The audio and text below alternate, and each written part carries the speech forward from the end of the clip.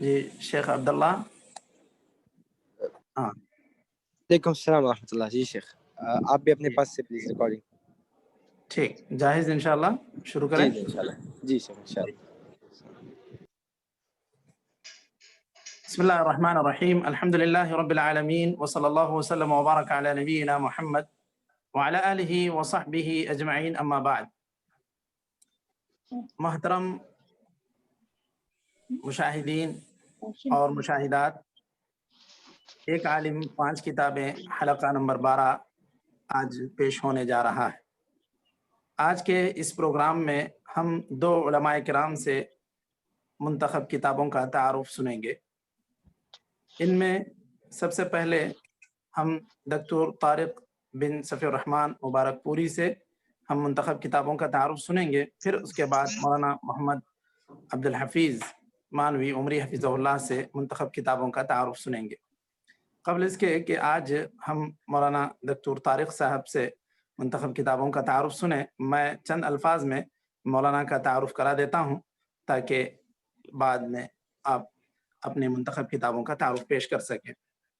آپ کا نام طارق بن صفی الرحمن، آپ کا وطن مبارک پور اعظم گڑھ یو پی. یہاں آپ کی پیدائش 1978 میں ہوئی.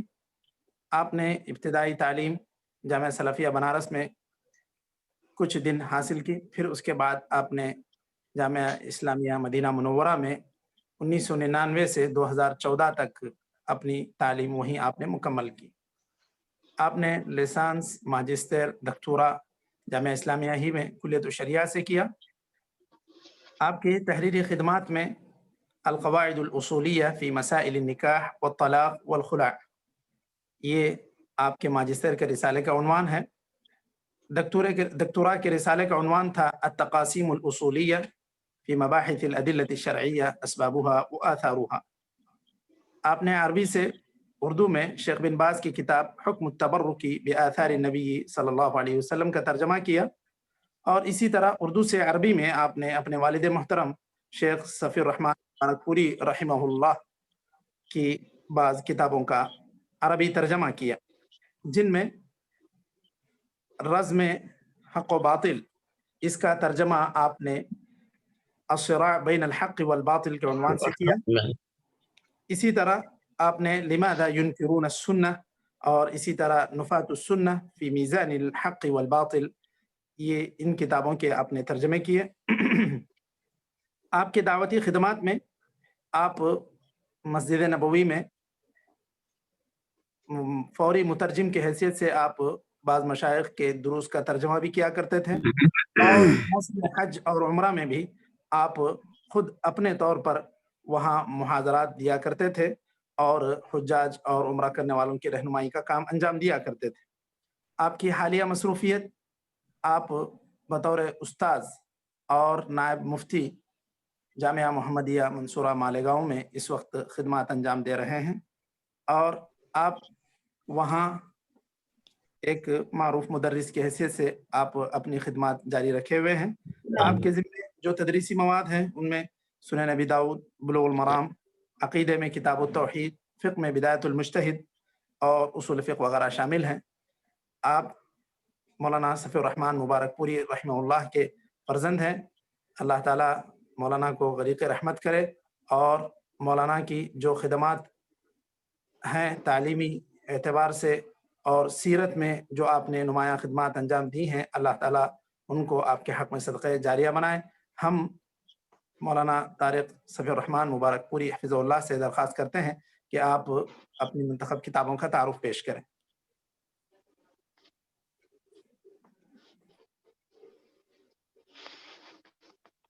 جی شیخ طارق کے مائک کو آن کریں ادھر سے، اگر ہماری طرف سے بند ہے تو.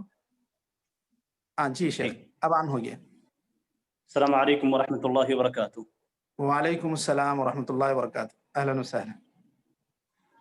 الحمد للہ رب العالمین والعاقبۃ للمتقین ولا عدوان الا علی الظالمین، والصلاة والسلام على اشرف الانبیاء والمرسلین محمد وعلى آلہ الطیبین الطاہرین وعلى صحابته الغر المحجلین وعلى من تبعهم بإحسان إلى يوم الدين. أما بعد، سب سے پہلے میں اللہ تبارک و تعالیٰ کا شکر ادا کروں گا جس کی توفیق سے یہ اس پروگرام میں مجھے شرکت کا موقع ملا۔ پھر اس پروگرام کے منتظمین کا شکر گزار ہوں کہ انہوں نے ایک اچھا علمی سلسلہ شروع کیا جس سے اہل علم، طلباء اور دیگر افراد مستفید ہو رہے ہیں۔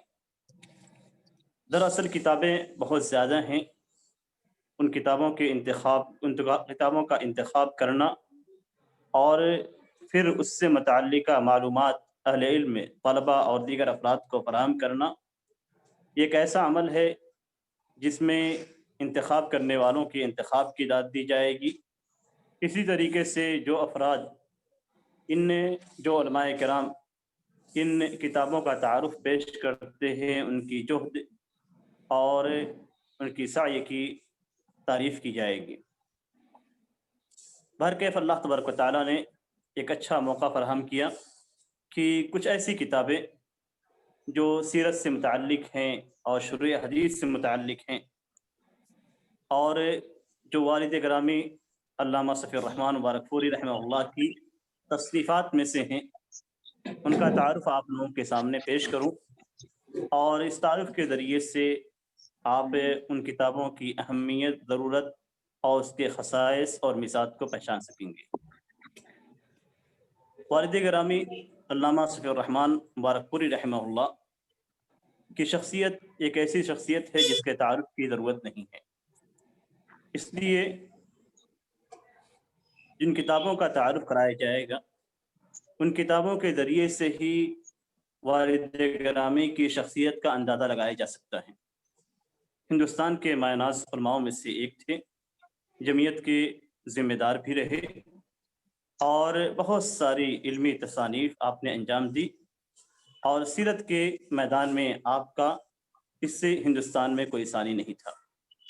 اس سے آپ اندازہ کر سکتے ہیں کہ آپ کی کتابیں جو لکھی گئی ہیں، آپ نے جو تحریر کی ہے، جو تالیف کی ہیں، ان کتابوں کے اندر جو مواد آپ نے فراہم کیا ہے وہ کس قدر اہم ہوگا، اور جو مواد اس کے اندر فراہم کیا گیا ہے وہ کس قدر علمی اور تحقیقی ہوگا۔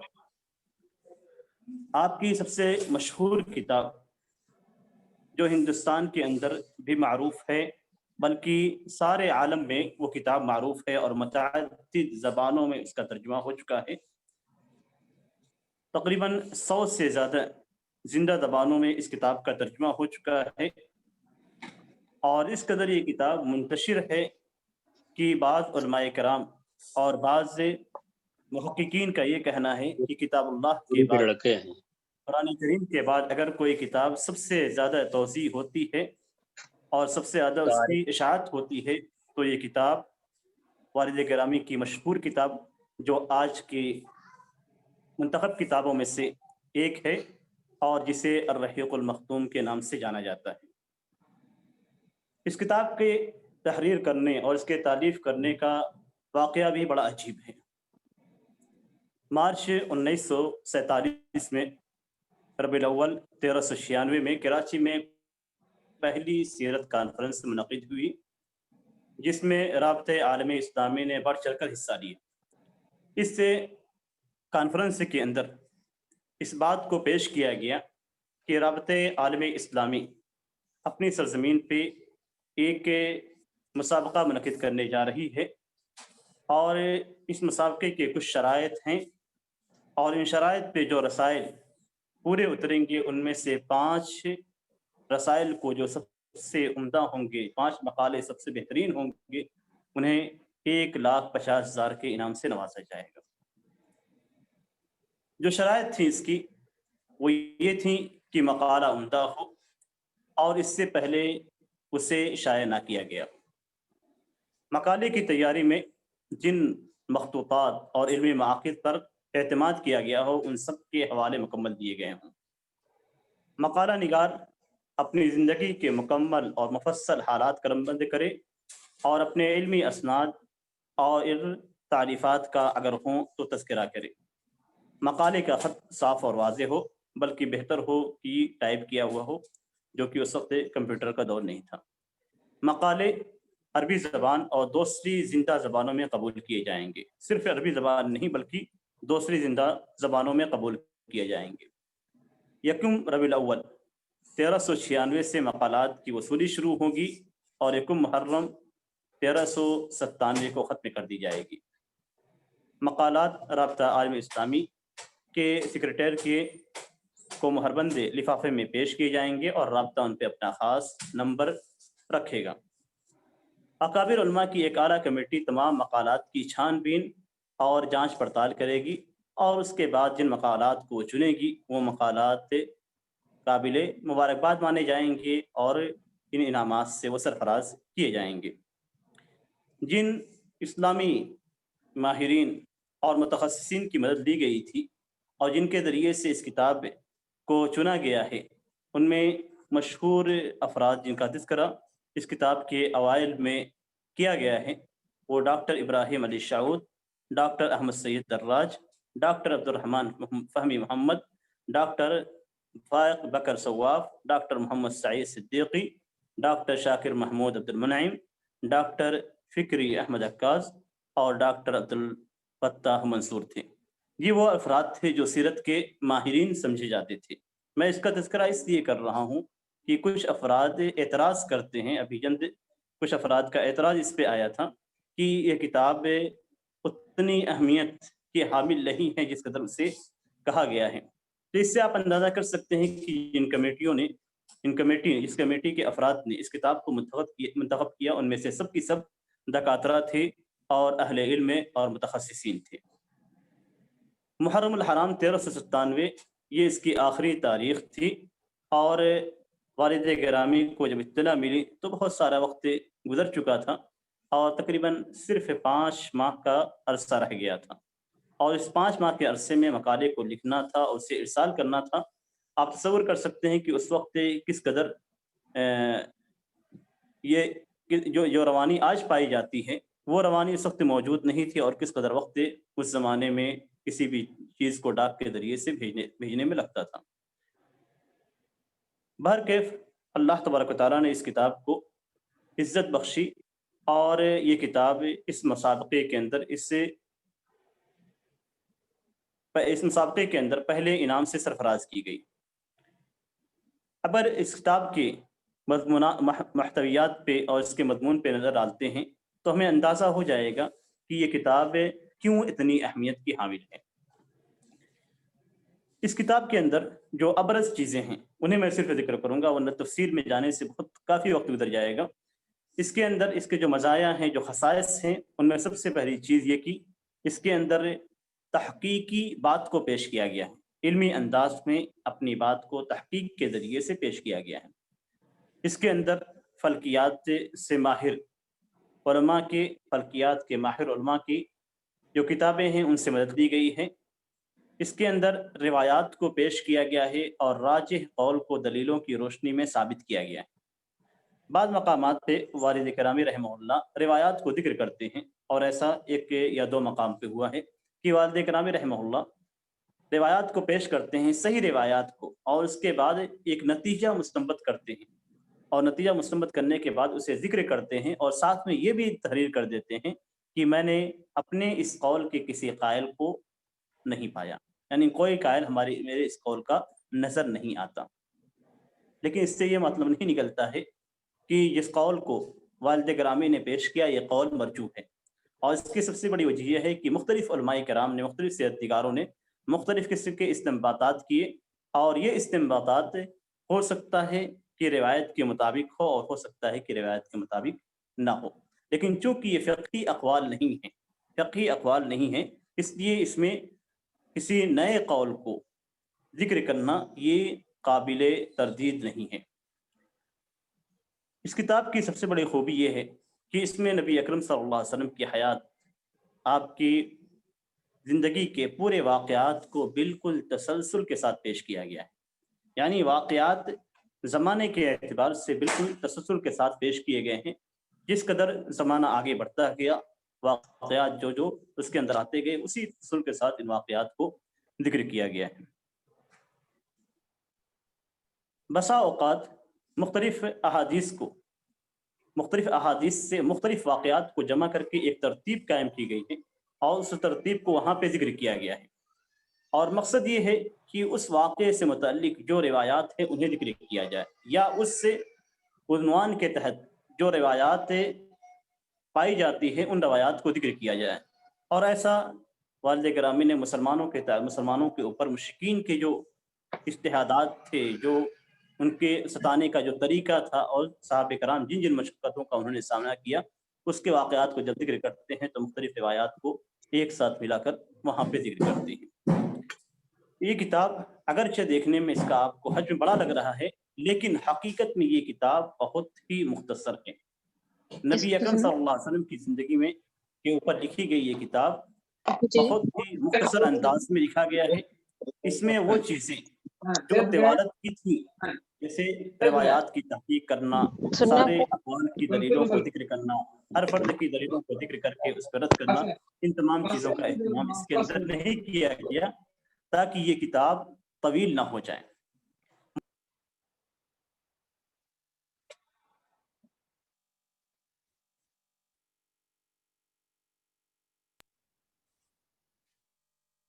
مؤلف رحمہ اللہ کا جو منہج ہے اس کتاب کے اندر وہ یہ کہ طوالت سے بچتے ہوئے مختصر انداز میں واقعات کو اچھے طریقے سے پیش کیا جائے کہ واقعات کا احاطہ بھی ہو جائے اور ساتھ ہی ساتھ اس کے اندر طوالت بھی نہ ہو اور اتنا اختصار بھی نہ ہو کہ واقعات کے اندر کمی محسوس کی جائے۔ اس کتاب کے اندر اور اس کی سب سے بڑی خوبی یہ ہے کہ جب آپ اس سیرت کے واقعات اس کتاب میں پڑھیں گے تو آپ محسوس یہ کریں گے گویا آپ نبی اکرم صلی اللہ علیہ وسلم کی زندگی کے ساتھ ان کی زندگی میں رہ رہی۔ واقعات کو اس انداز میں پیش کیا گیا ہے کہ پڑھنے والا پڑھتے ہوئے کبھی کبھی غمگین ہو جاتا ہے اور کبھی کبھی خوشی محسوس کرتا ہے۔ جہاں ایسے واقعات آتے ہیں جو نبی اکرم صلی اللہ علیہ وسلم اور مسلمانوں سے متعلق ہیں، اور مسلمانوں کی جہاں پہ مسلمانوں کے ساتھ ظلم کیا جا رہا ہے، نبی اکرم صلی اللہ علیہ وسلم کے ساتھ ناروا سلوک برتا جا رہا ہے، ایسے مقامات کو مؤلف رحمہ اللہ نے ایسے انداز میں پیش کیا ہے کہ پڑھنے والوں کی آنکھیں تر ہو جاتی ہیں۔ اور اسی طریقے سے وہ واقعات جو مسلمانوں کی سے متعلق ہیں، جو مسلمانوں کی خوشی سے متعلق ہیں، جن میں مسلمانوں کی کامیابی دکھائی گئی ہے، وہاں آپ پڑھیں گے تو بے ساختہ مسکرا اٹھیں گے۔ کتاب کی جو الفاظ ہیں وہ الفاظ سلیس اردو ہیں۔ اردو کتاب کو اگر آپ لیتے ہیں تو سلیس اردو ہے، آپ پڑھیں گے تو اس کے اندر چاشنی محسوس کریں گے اور خوبصورت انداز آپ میں ملاحظہ کریں گے۔ اگر آپ عربی کتاب کو لیتے ہیں تو عربی کتاب کے اندر مؤلف کا جو اسلوب ہے وہ بالکل ہی نرالا اسلوب ہے۔ ویسا اسلوب شاید آپ کو کسی بھی عربی زبان میں لکھی گئی سیرت کی کتاب میں مل سکے۔ واقعات جب ذکر کرتے ہیں، جنگی واقعات جب ذکر کرتے ہیں، تو جس انداز میں جنگیں ہوتی ہیں اور جنگی اصطلاحات جو جنگ سے متعلق ہوتے ہیں، جنگ کیفیت کو پیش کرتے ہیں، ان تمام چیزوں کو یہاں پہ ذکر کرتے ہیں۔ یعنی گویا آپ یوں محسوس کریں گے جیسے آپ میدان جہاد میں ہیں، غزوے کے میدان میں ہیں، اور نئی اصطلاحات کے ساتھ آپ نے ان مقامات کی بھی نشاندہی کی اور ان حالات کی بھی نشاندہی کی جو جنگ کی حالت میں پیش آتے ہیں۔ اس کتاب پہ کچھ ملاحظات اور اعتراضات بھی ہیں، لیکن تحقیق کے بعد یہ معلوم ہوا کہ چند ایک ملاحظات کے علاوہ اکثر ملاحظات غلط ثابت ہوئے۔ اللہ کے فضل سے کچھ دنوں پہلے میں نے ان سارے اعتراضات کا جائزہ لیا تو مجھے اندازہ ہوا کہ جو اعتراضات کیے گئے ہیں وہ اعتراضات تاریخ اور سیرت کے اصولوں کے مطابق غلط ہیں۔ جہاں پہ اختصار سے کام لیا گیا یا جہاں پہ نئی اور جدید مراجع کو ذکر کیا گیا، تو اگر جدید مراجع کے آپ فوائد کو دیکھیں گے تو آپ کو سمجھ میں آ جائے گا کہ کیوں والد رحمہ اللہ نے وہاں پہ جدید مراجع کو ذکر کیا تھا۔ یہ کتاب بہت سارے علمی معاہد اور جامعات میں سیرت کی کتاب کے طور پہ مقرر ہے، اور اس کتاب کا ایک مختصر خاکہ آپ لوگوں کے سامنے میں پیش کرتا ہوں۔ اس میں تمہید اور مقدمہ اور دکتور عبداللہ عمر نصیف سابق سیکریٹری رابطہ عالمی اسلامی اور محمد بن علی الحرکان جو کہ اس وقت رابطہ کے امین عام تھے، سیکریٹری تھے، ان کے کلمات کے بعد مؤلف رحمہ اللہ نے اپنے کلمے کو ذکر کیا اور اس میں سبب تعلیف اور اپنے منہج تعلیف کا تذکرہ فرمایا۔ اردو کے نسخے کے اندر آپ نے اپنی مختصر سیرت ذاتیہ کو بھی شامل کیا، اور اس کے بعد جب ابواب کا تذکرہ ہے تو ابواب سے آپ اندازہ کر سکتے ہیں کہ یہ کتاب کس قدر ترتیب کے ساتھ مرتب انداز میں اسے لکھا گیا ہے اور کن کن چیزوں کا اہتمام کیا گیا ہے۔ ایک ہلکی سے نظر ابواب پہ ڈال لیتے ہیں۔ اس کے جو ابرز ابواب ہیں ان میں سب سے پہلے عرب، محل وقوع اور قومی۔ کسی بھی چیز کو پیش کرنے، کسی کی شخصیت کو پیش کرنے سے پہلے، کسی کی سیرت لکھنے سے پہلے اور کسی کے مکمل حالات بیان کرنے سے پہلے علمی طور پہ یہ ضروری ہے کہ جن حالات میں وہ زندگی گزار رہا ہے، یا اس کی پیدائش کے وقت جو حالات تھے، یا اس سے پہلے اس کے خاندان کے جو حالات تھے، سابقہ جو حالات تھے، ان کا مختصر خاکہ پیش کر دیا جائے۔ یہاں پہ یہی کیا گیا، عرب، محل وقوع اور قومیں۔ اس کے بعد عرب حکومتیں اور سرداریاں، یہ سیاسی پس منظر ہو گیا۔ پہلا پس منظر قومی اعتبار سے تھا اور دوسرا پس منظر حکومت اور سیاسی اعتبار سے ہے۔ تیسرا جو چیز آپ نے ذکر کی ہے، عرب، ادیان اور مذاہب، یہ دینی اعتبار سے ہیں۔ اس کے بعد چونکہ نبی اکرم صلی اللہ علیہ وسلم نے ایک ایسے قوم کے اندر اپنی آنکھ کو کھولی جو قوم جاہلیت سے تعبیر کی جاتی ہے، جس سے ان کے حالات کو، جس قوم کو جاہل قوم یا جاہلیت والی قوم کہا جاتا ہے۔ اسی لیے جاہلی معاشرے کی چند جھلکیاں آپ نے اس کے بعد اس عنوان سے آپ نے اس کا تذکرہ کیا۔ پھر خاندان نبوت کو ذکر کیا، پھر ولایت باسعادت اور حیات طیبہ کے 40 سال، یعنی نبوت سے پہلے کے سارے حالات، اور اس کے تحت نبی اکرم صلی اللہ علیہ وسلم کی ولادت، پھر آپ صلی اللہ علیہ وسلم کی رضاعت، پھر آپ صلی اللہ علیہ وسلم کا جوان ہونا اور مختلف واقعات کو ذکر کیا گیا۔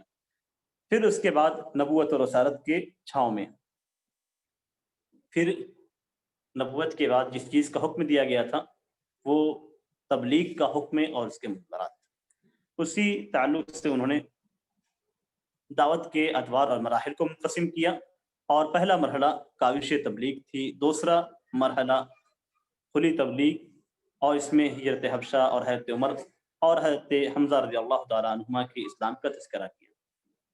پھر اس کے بعد مکمل بائیکاٹ، ابو طالب کی خدمت میں قریش کا وقت غم کا سال، اس طریقے سے مختلف واقعات جو سیرت کے تھے ذکر کیا گیا۔ تیسرا مرحلہ بیرون مکہ دعوت اسلام ہے، اور اس کے بعد قبائل اور افراد کو اسلام کی دعوت، اسراء اور معراج کے واقعے کو ذکر کیا گیا، پہلی بیعت عقبہ کو، پھر دوسری بیعت عقبہ کو، اور اس طریقے سے مکی دور کو مکمل کیا گیا۔ 2 ادوار میں آپ صلی اللہ علیہ وسلم کی زندگی کو تقسیم کیا گیا، مکی دور اور مدنی دور۔ مکی دور کے 2 حصے ہوتے ہیں، ایک حصہ آپ کی نبوت سے پہلے کا اور دوسرا حصہ آپ کی نبوت کے بعد کا۔ مدنی ادوار میں آپ صلی اللہ علیہ وسلم کی ہجرت کے حالات کو پیش کیا جاتا ہے، ہجرت کے وقت جو حالات تھے، اور اس کے بعد مدینے میں آنے کے بعد نئے معاشرے کی تشکیل، یہود کے ساتھ مصالحت، اور اس کے بعد مدنی دور کو بھی آپ نے 3 مرحلوں میں تقسیم کیا۔ پہلا مرحلہ ہجرت کے وقت سے لے کر صلح حدیبیہ تک، اور دوسرا مرحلہ نئی تبدیلی کے عنوان سے ہے، جس میں عمرہ اور بادشاہوں کے نام خصوص سے لے کر سرایا اور وفود تک کا آپ نے تذکرہ فرمایا۔ اور تیسرا مرحلہ غزوہ حنین سے شروع کیا گیا ہے، اور دعوت کی کامیابی اور اس کے اثرات سے ختم کر دیا گیا۔ مختلف مقامات پہ خاص کر جو اہم واقعات پیش آتے ہیں یا کئی باتوں کا تذکرہ کرنے کے بعد ایک تبصرہ کیا جاتا ہے، والد گرامی کا ایک تبصرہ ہوتا ہے، جیسے اسراء و معراج کے اندر جو درس تھا اس درس کا بھی ذکر کیا گیا کہ اسراء و معراج کے اندر کیا دروس ہیں۔ اسی طریقے سے جیسے دعوت کی کامیابی اور اس کے اثرات، اس کا بھی جائزہ لیا گیا۔ تو صرف سیرت کے واقعات کو تسلسل کے ساتھ بیان نہیں کیا گیا، بلکہ ساتھ ہی ساتھ اس کے ساتھ ایسے تجزیے کو بھی ذکر کیا گیا، ایسے تبصروں کو بھی ذکر کیا گیا جن کے اندر دروس ہیں، ہمارے لیے نصیحت ہے۔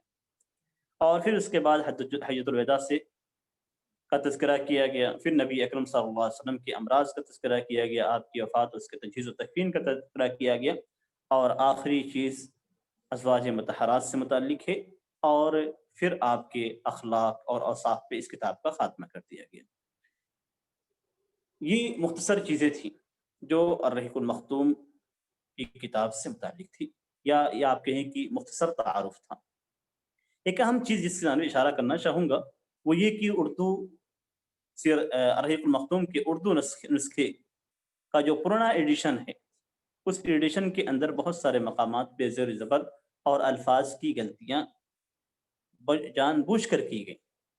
اصل میں یہ کتاب جب دی گئی ناشر کو، تو ناشر نے اس کتاب کے مسودے کی تصحیح کے لیے چند ایسے افراد کو دے دیا جنہوں نے جن مقامات پہ زبر اور زیر موجود تھے، تو اس کو چونکہ انہوں نے دوسرے انداز میں پڑھا اور اپنے پڑھنے کے انداز میں اس میں انہوں نے تصحیح کر دی، اور یہ تصحیح اصل میں تصحیح نہ ہوئی بلکہ کتاب کی تغلیط ہو گئی، اور اس اعتبار سے بہت ساری غلطیاں اس کے اندر پائی گئی۔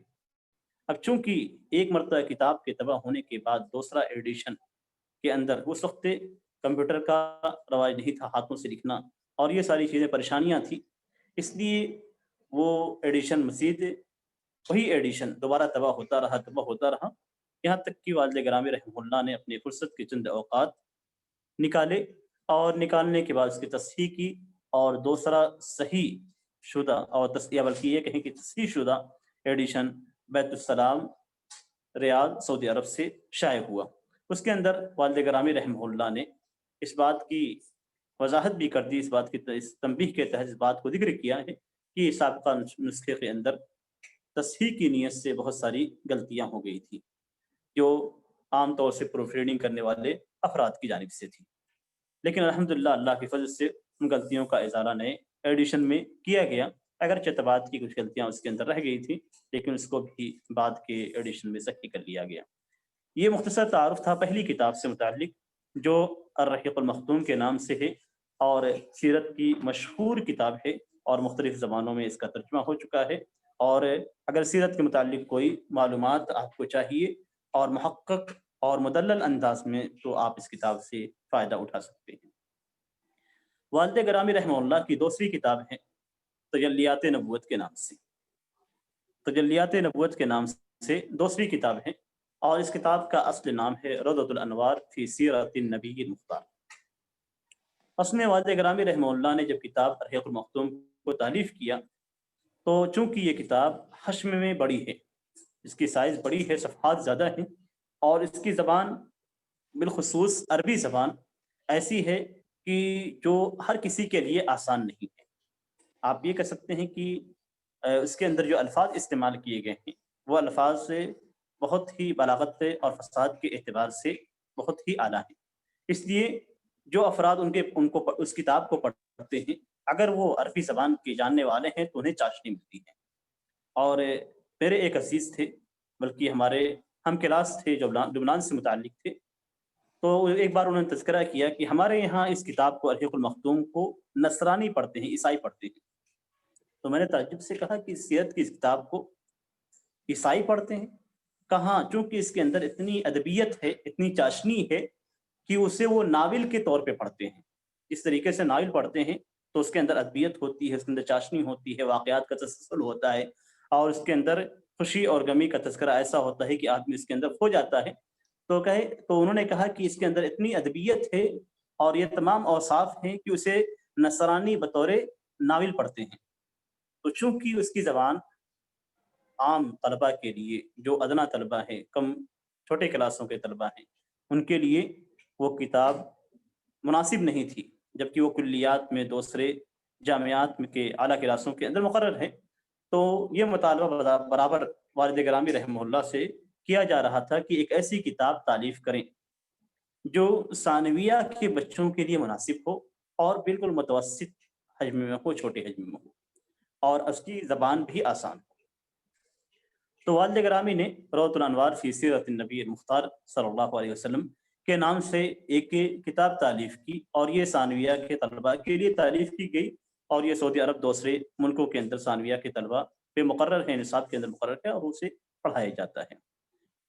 بعد میں اس کتاب کے اردو ترجمے کا بھی مطالبہ ہونے لگا، لیکن مطالبہ کرنے سے پہلے ہی والد گرامی رحمہ اللہ نے اس کتاب کو اردو کا جامہ پہنا دیا اور اسے تجلیات نبوت کا نام دیا۔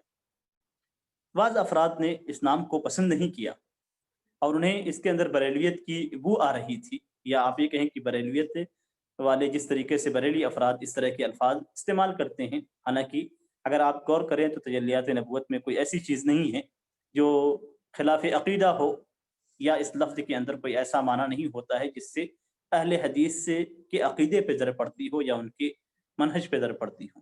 لیکن اس کے باوجود چند افراد نے اس کتاب کو اس نام سے قبول نہ کرتے ہوئے دوسرے نام سے طبع کیا، اور یہ کتاب جو دوسرے نام سے طبع کی گئی تو مختصر سیرت النبی کے نام سے طبع کی گئی ہے، اور دونوں کتابیں ایک ہیں، دونوں کا محتویٰ ایک ہے، دونوں کے الفاظ ہیں کہ دونوں ایک ہی کتاب ہے۔ اس کتاب کے تعلق سے آپ اگر تبصرہ جاننا چاہیں تو سب سے اہم تبصرہ، یا آپ کہیں کہ سب سے واضح تبصرہ، پروفیسر عبدالجبار شاکر حفظ اللہ کا ہے، جو کہتے ہیں کہ راقم الحروف کی ذاتی ذخیرہ سیرت میں تقریباً 3000 کے قریب کتب و رسائل موجود ہیں، مگر وثوق کے ساتھ عرض کرتا ہوں کہ تجلیات نبوت صحت واقعات اور تخریج کے اعتبار سے اردو زبان میں موجود بہترین کتابوں میں ممتاز حیثیت رکھتی ہے۔ اس سے آپ اندازہ لگا سکتے ہیں کہ یہ کتاب کس قدر اعلیٰ مقام رکھتی ہے۔ اس کتاب کو والد رحمہ اللہ نے انتہائی اختصار کے ساتھ لکھا، لیکن اس میں جامع اور منتخب روایات کو ذکر کیا تاکہ کتاب کا اختصار متاثر نہ ہو اور اس کا حجم زیادہ نہ ہو جائے۔ واقعات کے ذکر میں سابقین علماء اور سیرت نگاروں کی زبان کا استعمال کیا گیا، یہ بالخصوص عربی سے متعلق۔ اس کے مراجع پہ اگر نظر ڈالتے ہیں تو مراجع میں قرآن کریم، کتب تفسیر، اور وہ بھی معتمد کتب تفسیر، کتب احادیث اور سیرت اس کے اہم مصادر ہیں۔ واقعات کے ذکر میں والد رحمہ اللہ نے داخلی اور خارجی شہادتوں سے استفادہ کیا اور واقعات کو ایک قوت دی۔ مصنف نے اپنی ترجیحات و تحقیقات کا نچوڑ اس کتاب میں ذکر کیا اور سیرت نگاروں کے تفصیلی اختلافات سے اجتناب کرتے ہوئے اس کتاب کو تحریر کیا تاکہ یہ کتاب طویل نہ ہو۔ اس کتاب کو والد رحمہ اللہ نے 7 ابواب میں تقسیم کیا ہے۔ پہلا باب محمد صلی اللہ علیہ وسلم اور اس کے تحت خاندان، نشو و نما اور نبوت سے پہلے کے حالات کو انہوں نے ذکر کیا ہے۔ دوسرا باب نبوت اور رسالت کے سے سرفرازی، دعوت اور پیش آمدہ مصائب، یہ ساری چیزیں دوسرے باب کے تحت انہوں نے ذکر کی ہیں۔ اس میں ابواب کو ذکر کرنے کے بعد والد رحمہ اللہ نے اس کے تحت عناوین رکھی اور وہ عناوین کافی اہمیت رکھتے ہیں۔ تیسرا باب ہجرت مدینہ سے متعلق ہے۔ اس کے اندر نبی اکرم صلی اللہ علیہ وسلم کی ہجرت اور اس سے متعلقہ واقعات اور پھر اس کے بعد کے واقعات کو ذکر کیا گیا ہے۔ چوتھا باب غزوات اور سرایا کا ہے اور اس کے اندر تمام غزوات اور سرایا کا مختصر انداز میں اور مختصر اور جامع انداز میں تذکرہ کیا گیا ہے۔ پانچواں باب ہے فردیت حج اور حجۃ الوداع کے عنوان سے۔ اس کے اندر حج کی فردیت اور اس کے بعد حج کے لیے نبی اکرم صلی اللہ علیہ وسلم کا افراد کو بھیجنا، پھر آپ صلی اللہ علیہ وسلم کا اگلے سال حج کے لیے تشریف لے جانا اور اس سے متعلقہ واقعات کو ذکر کیا گیا ہے۔ چھٹا باب رفیق اعلیٰ کی جانب سے ہے کے عنوان سے ہے اور اس عنوان کے تحت نبی اکرم صلی اللہ علیہ وسلم کے مرد کی کیفیت کو بیان کیا گیا، آپ کے حالات کو بیان کیا گیا ہے، اور پھر نبی اکرم صلی اللہ علیہ وسلم کی وفات اور آپ کے تجہیز و تکفین کا تذکرہ کیا گیا ہے۔ 7واں باب خانہ نبوت اور آپ صلی اللہ علیہ وسلم کی صفات و اخلاق کے عنوان سے ہے اور اس کے تحت ازواج مطہرات کی حالات کو ذکر کیا گیا ہے، ان کا مختصر تعارف کرایا گیا ہے، اور پھر نبی اکرم صلی اللہ علیہ وسلم کی صفات و اخلاق کا جامع انداز میں ذکر کیا گیا ہے، اور ذکر کرنے کے بعد اس بات کی طرف بھی اشارہ کیا گیا ہے کہ یہ جو باتیں ذکر کی گئی ہیں یہ بہت ہی تھوڑی سی ہیں، بالکل اشارہ ہے نبی اکرم صلی اللہ علیہ وسلم کی صفات و اخلاق کی جانب، ورنہ آپ صلی اللہ علیہ وسلم کی صفات اور اخلاق کا احاطہ کرنا کسی کے بس کی بات نہیں ہے۔ تو یہ چند باتیں تھیں جو تجلیات نبوت سے متعلق تھی۔ اب آپ کے سامنے تیسری کتاب کا تذکرہ کیا جا رہا ہے جو اتحاف الکرام بشرح بلوغ المرام، یہ بھی والد رحمہ اللہ کی تعریف ہے۔ اتحاف الکرام بشرح بلوغ المرام یہ عربی کتاب ہے اور یہ بلوغ المرام کی شرح ہے، بلوغ المرام کی یہ شرح ہے۔ اگر اس کتاب کی اہمیت کو دیکھنا ہو تو اس سے پہلے مختصر انداز میں علامہ ابن حجر رحمہ اللہ کی تصنیف کردہ کتاب بلوغ المرام کے موضوعی خصائص اور اس کے میزات پہ ایک ہلکی سی نظر ڈال لے تاکہ اس کتاب کی اہمیت اور اس کی افادیت آپ کے سامنے آ جائے۔ علامہ ابن حجر رحمہ اللہ نے احادیث احکام کو بلوغ المرام کے اندر ایسے خوبصورت انداز میں جمع کیا ہے جس سے اس فند کی عمدگی اور جمال ظاہر ہو جاتا ہے۔ صحیح اور قوی احادیث کو اکثر مقامات پہ ذکر کیا ہے، لمبی احادیث کو مختصر طور پہ بیان کیا ہے، کتب احادیث کی جانب احادیث کی نسبت کی ہے، ہر حدیث کا حکم بیان فرمایا کہ وہ صحیح ہے یا حسن ہے یا ضعیف ہے، اور اگر ضعیف ہے تو ضعیف ہونے کی صورت میں اکثر مقامات پہ، بعض مقامات کو چھوڑ کر اکثر مقامات پہ ضعیف احادیث کی علتیں بھی بیان کی ہیں۔ اور سب سے بہترین اور عمدہ عمل یہ ہے کہ بعض احادیث کے بعد مختلف اور متنوع زیادات کو ذکر کرتے ہیں، جس کے بیش بہا فوائد میں سے مطلق کی تقیید، مجمل کی تبیین اور مشکل الفاظ کی وضاحت، تعارض و اختلاف کو رفع دفع کرنا، یہ تمام کی تمام اس کے وہ فوائد ہیں۔ اور بسا اوقات ایسا بھی ہوتا ہے کہ یہ زیادات جو علامہ ابن حجر رحمہ اللہ ذکر کرتے ہیں اختلافی مسائل میں نص ثابت ہوتے ہیں، جن سے تعویلات کا باب بند ہو جاتا ہے اور بحث و تمییز سے آدمی مستغنی ہو جاتا ہے۔ ان سابقہ میثاق اور خصائص کے پیش نظر اور طلباء کی اور اہل علم کے اصرار اور طلب پر والد گرامی رحمہ اللہ نے ایک مختصر شرح تالیف کی جس کا نام اتحاف الکرام بشرح بلوغ المرام آپ نے تجویز کیا۔ اس شرح کے خصائص میں سے چند خصائص آپ لوگوں کے سامنے پیش کرتا ہوں۔ اس کتاب کی اس شرح کے خصائص یہ ہیں کہ معانی کو، احادیث کے جو الفاظ ہیں ان کے معانی کو سمجھانے اور آسان کرنے کا خاص اہتمام کیا گیا۔ قدیم و حدیث دوسری شروحات سے استفادہ کیا گیا ہے، ایسا نہیں کہ صرف قدیم شروحات سے استفادہ کیا گیا ہے، بلکہ اس کتاب کی تحریر میں، اس کی تعریف میں آپ نے قدیم اور جدید دونوں قسم کی شروحات سے استفادہ کیا ہے۔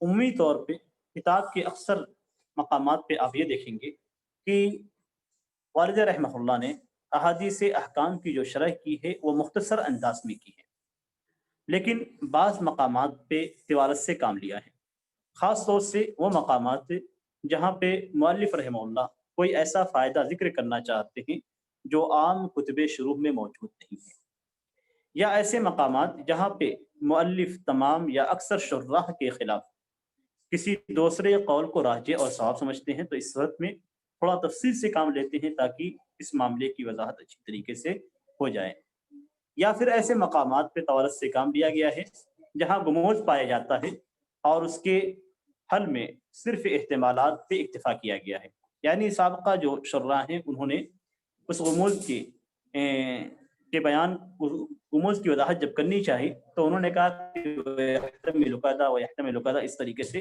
کہہ کر وہ نکل گئے ہیں، جبکہ اس غامض مسئلے کی عام علمی تحقیق ہونی چاہیے تھی۔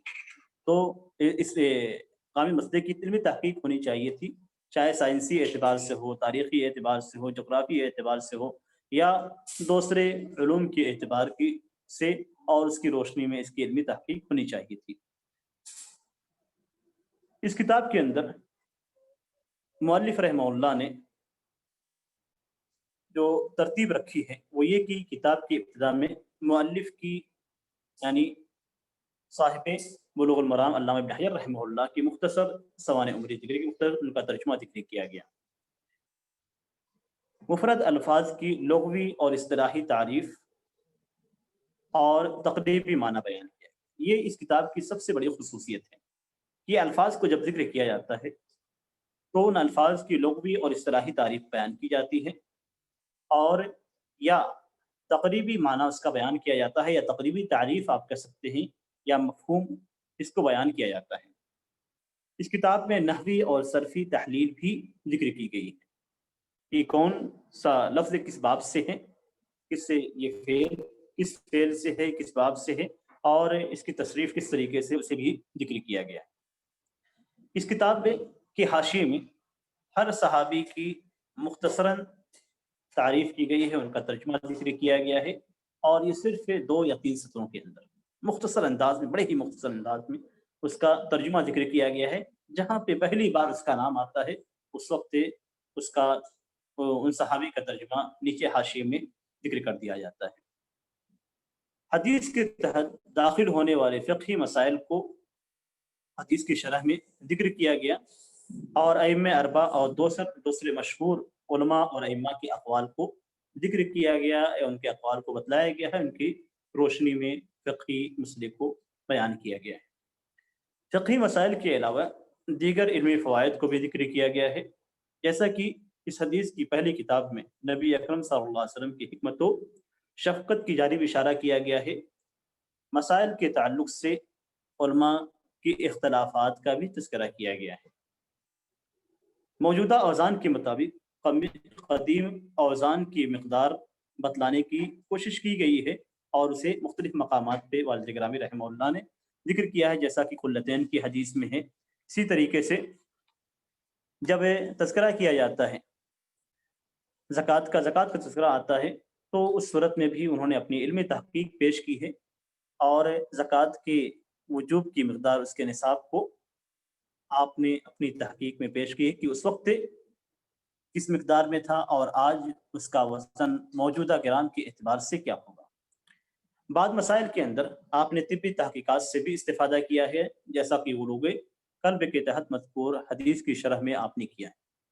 بعض مقامات پہ مصادر کا حوالہ دیا گیا ہے، جبکہ اکثر مقامات پہ مصادر کا حوالہ موجود نہیں ہے۔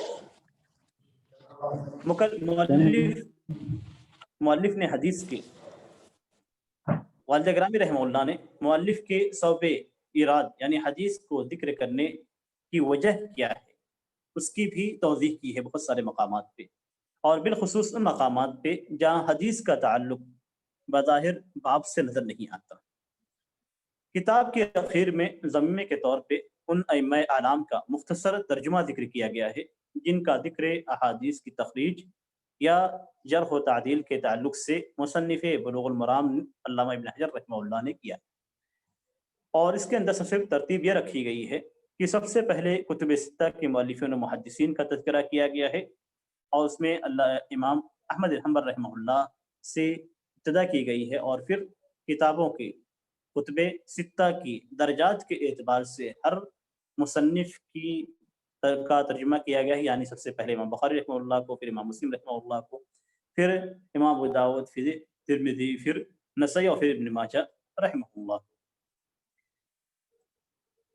اور تقریباً جن افراد کا ذکر کیا گیا ہے، جن اعلام کا ذکر کیا گیا ہے اور جن کے ترجمے کو یہاں پہ ذکر کیا گیا ہے آخر میں، اس کتاب کے آخر میں، ان کی تعداد اگر آپ 7 کے ساتھ لیتے ہیں یعنی تو یہ تعداد 42 تک پہنچ جاتی ہے، اور اگر ما عدا 7 اور ما عدا 7 میں آپ نے تقسیم کیا ہے تو اس اعتبار سے اگر آپ لیتے ہیں تو ٹوٹل تعداد اس کی 42 تک پہنچ جاتی ہے، جبکہ صحابہ کرام کی جو تراجم ہیں بہت ہی زیادہ ہیں۔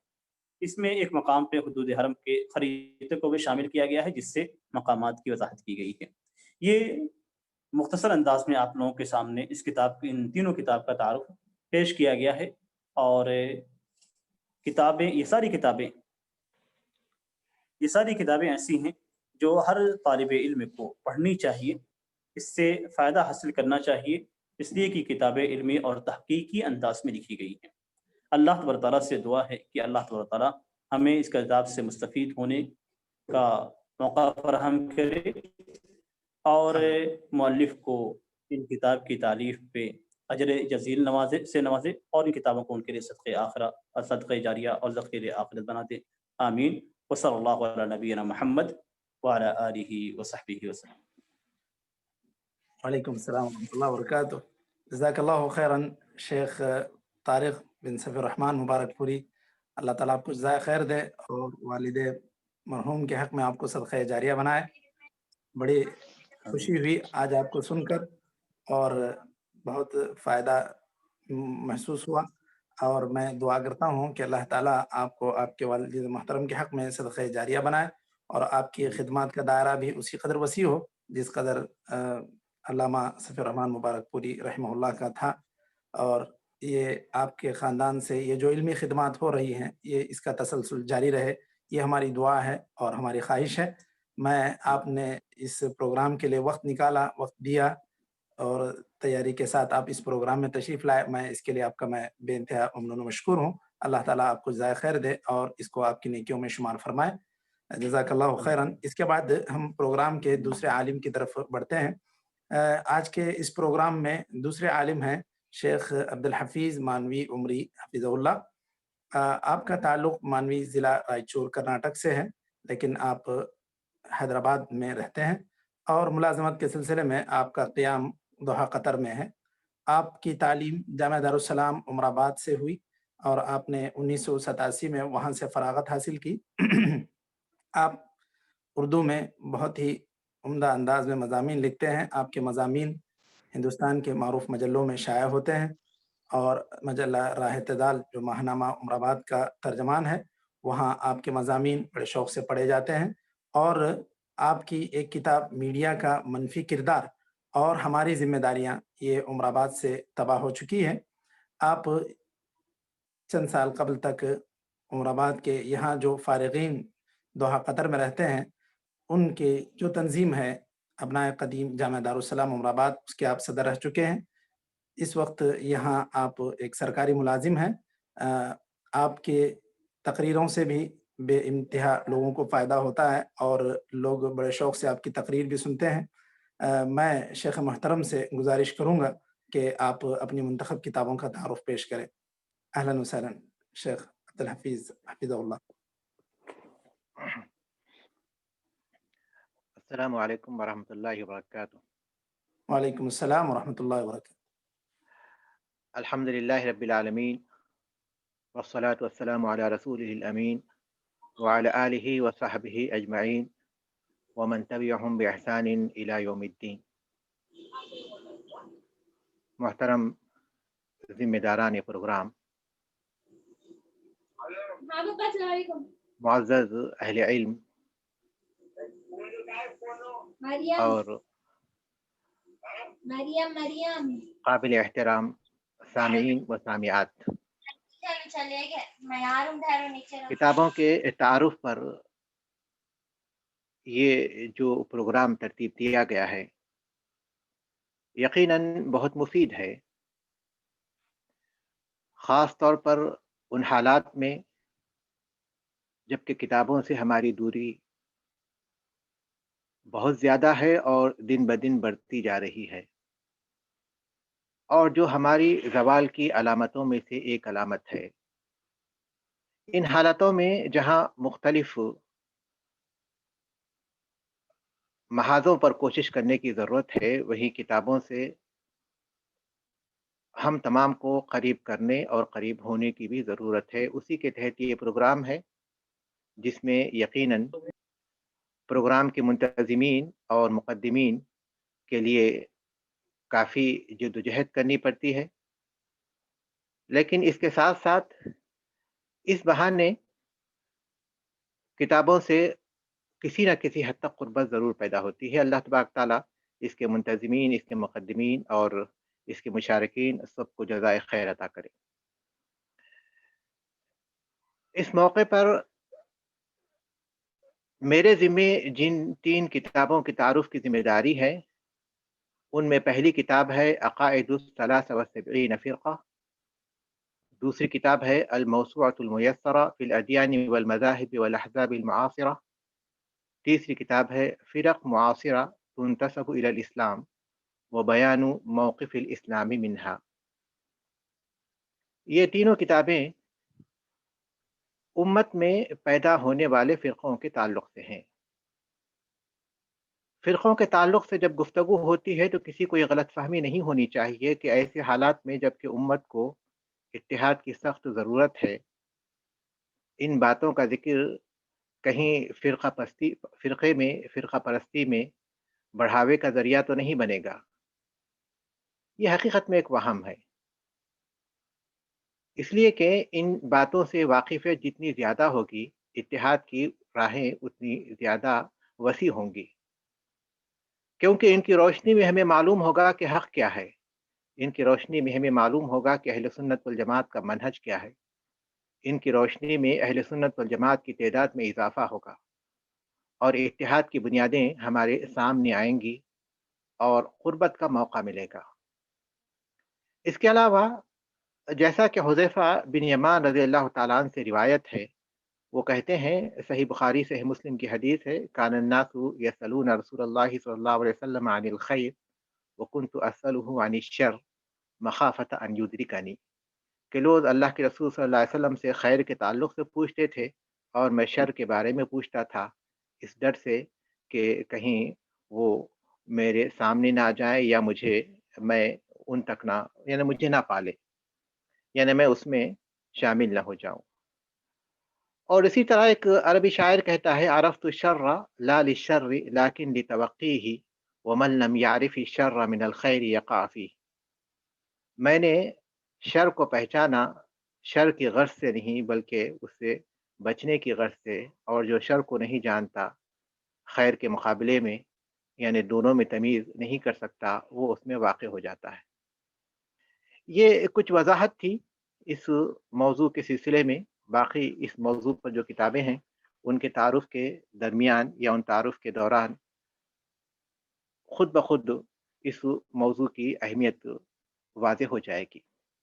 آئیے ہم پہلی کتاب کی طرف بڑھتے ہیں۔ کتاب کا نام ہے عقائد الثلاثہ والسبعین فرقہ، 73 فرقوں کے عقائد۔ یہ نام اللہ کے رسول صلی اللہ علیہ وسلم کی اس حدیث سے لیا گیا جس میں آپ نے اس بات کی خبر دی کہ یہود و نصارہ جس طرح مختلف فرقوں میں 71 72 فرقوں میں بٹ گئے تھے، اسی طرح یہ امت بھی 73 فرقوں میں بٹ جائے گی اور سب جہنم میں جائیں گے سوائے ایک فرقے کے۔ آپ سے سوال کیا گیا کہ وہ کون سا ہے، تو آپ نے بتایا کہ وہ جس پر میں اور میرے ساتھی یعنی صحابہ کرام ہیں۔ اسی حدیث سے یہ گویا نام ہے، لیکن اس کا یہ نام مؤلف رحمۃ اللہ علیہ نے نہیں رکھا، بلکہ یہ نام مؤلف کے مقدمے میں ذکر کردہ ان الفاظ سے لیا گیا ہے، احببت ان اجمع مختصرا اذکر فیہا عقائد 73 فرقۃ التي ذکرہا رسول اللہ صلی اللہ علیہ وسلم۔ میں نے چاہا کہ میں مختصر طور پر ایک مختصر کتاب لکھ دوں جس میں 73 فرقوں کے عقائد جن کا اللہ کے رسول صلی اللہ علیہ وسلم نے ذکر کیا ہے ان کو جمع کروں، ان کو ذکر کروں۔ ان الفاظ سے یہ نام لیا گیا ہے اور کتاب کا موضوع بھی یہی ہے، اس لیے اس کا یہ نام اس کتاب کے محقق عبداللہ محمد بن عبداللہ ضربان الغامدی نے رکھا ہے، جو مؤلف رحمۃ اللہ علیہ کے اپنے مقدمے میں ذکر کردہ الفاظ اور کتاب کے موضوع کے مطابق ہے۔ بعض قدیم مؤلفین نے اپنی کتابوں میں اس کتاب کا حوالہ دیتے ہوئے اس کا نام المختصر لکھا ہے، لیکن ظاہر ہے کہ یہ نام نہیں ہے بلکہ وصف ہے، جو اس وقت کے مؤلفین کی عادت تھی کہ وہ عام طور پر اپنی کتاب کو بطور وصف المختصر کہتے تھے، نام کے طور پر نہیں۔ اس کتاب کی تحقیق محمد بن عبداللہ ضربان الغامدی نے کی ہے اور اس پر انہوں نے قسم العقیدہ سے جامعہ مدینہ منورہ سے 1414 ہجری میں دکتورا کی سند حاصل کی ہے۔ مؤلف کا مختصر تعارف۔ ابو محمد الیمنی 6 صدی ہجری کے یمن کے اہل علم میں سے ہیں، ان کے نام کا ذکر نہیں ملتا۔ کنیت ابو محمد اور نسبیت یمنی، اسی سے ان کا ذکر ملتا ہے۔ نام کے اخفاء کا سبب غالباً یہ ہو سکتا ہے کہ انہوں نے اپنی اس کتاب میں اسماعیلیہ کے بارے میں بہت کچھ اور بہت صاف صاف لکھا ہے۔ یمن اور آس پاس ان کی حکومت تھی، اسماعیلیہ کی، باطنیہ کی، ان کے درمیان وہ رہتے تھے، جس کی وجہ سے ان کی باطل باتوں کو وہ سنتے اور ان کے گمراہ افعال کو دیکھتے تھے اور ان کے بطلان سے بخوبی واقف تھے۔ اس لیے انہوں نے اسماعیلیہ کے فساد اور ان کی گمراہیوں کے بارے میں ایسی باتیں ذکر کی ہیں جن کا ان سے قبل کسی نے انکشاف نہیں کیا، اور ان کے بارے میں ایسی باتیں بتائی ہیں جو دوسروں کے لیے ممکن نہیں تھی۔ وہ لکھتے ہیں، یہ اس لیے کہ میں ان سے بخوبی واقف ہوں، ان کے قریب رہتا ہوں، میں نے ان کی شنیع یعنی بری اور قابل نفرت کتابیں بکثرت پڑھی ہیں۔ غالباً اسی وجہ سے انہوں نے اپنا نام مخفی رکھا اور اپنی کنیت پر اکتفا کیا، جس سے یقیناً وہ معروف نہیں تھے، حتیٰ کہ احتیاطاً وہ اپنے معاصرین کا ذکر کرتے ہوئے بھی ان کا نام نہیں بتاتے، جیسا کہ ایک جگہ لکھتے ہیں، وہ اخبرنی من عارفہ بنسبہ و بسمہ فی وقت ھذا، اور مجھے بتایا اس نے جس کو میں اس کے نسب اور اس کے نام سے جانتا ہوں ہمارے اس زمانے میں، یعنی اس کا نام نہیں ذکر کرتے، بس اسی طرح اشارہ کرتے ہیں۔ ان کی اس کنیت سے ان کی کوئی دوسری کتاب بھی نہیں ہے اور ان کا نام نامعلوم ہے، لیکن ان کی اس کتاب سے اندازہ ہوتا ہے کہ وہ بہت پختہ علم تھے اور اس موضوع پر ان کی معلومات بہت وسیع اور گہری تھیں۔ فرقوں کے عقائد و آراء کے سلسلے میں ان کے علمی مناقشات اس کی دلیل ہیں۔ انہوں نے انہیں نقل کیا، پھر شرعی براہین اور عقلی دلائل سے ان کی تردید کی۔ مؤلف رحمۃ اللہ علیہ فرق کے موضوع پر لکھنے والوں میں اس حیثیت سے ممتاز ہیں کہ وہ سلفی العقیدہ ہیں، جیسا کہ ان کی کتاب سے ظاہر ہوتا ہے۔ انہوں نے دلائل سے اہل سنت کے مخالف فرقوں کی تردید کی ہے۔ کتاب کا اختتام اہل سنت والجماعت کے عقیدے کے بیان پر کیا ہے۔ مؤلف رحمۃ اللہ علیہ کی تاریخ ولادت اور تاریخ پیدائش کے بارے میں کوئی معلومات نہیں ہے، اور نہ ہی ان کی کتاب میں کچھ اس کے اشارے پائے جاتے ہیں جو ان کی شخصیت کی نشاندہی کرتے ہوں، بلکہ انہوں نے عمدن اپنی شخصیت کے اخفاء کی کوشش کی ہے۔ البتہ اتنا ضرور معلوم ہوتا ہے کہ سن 540 ہجری میں وہ موجود تھے، کیونکہ اپنی کتاب میں ایک جگہ لکھتے ہیں، ثم ولی من بعدہ محمد المختفی لامر اللہ فی وقتنا ھذا سنۃ 40 و 500، کہ پھر ان کے بعد محمد المختفی لامر اللہ والی بنے، خلیفہ بنے ہمارے اس زمانے میں سن 504 میں۔ انہوں نے 504 کہا ہے، لیکن کتاب کے محقق لکھتے ہیں کہ وہ 40 و 500 ہے، یعنی 540 ہے، اس لیے کہ 31ویں عباسی خلیفہ المختفی باللہ کی خلافت کا زمانہ 530 سے 555 ہجری تک کا ہے۔ وجہ تسمیہ، مؤلف رحمۃ اللہ علیہ نے اس کا نام نہیں رکھا، اس کے محقق محمد بن عبداللہ زربان الغامدی نے اس کا انعام رکھا ہے، اور اس کی وجہ یہی ہے کہ یہ نام اس کے موضوع اور مواد کے مطابق ہے۔ کتاب کا موضوع، جیسا کہ کتاب کے نام سے ظاہر ہے کہ اس کا موضوع امت میں پائے جانے والے فرقوں کا ذکر ہے۔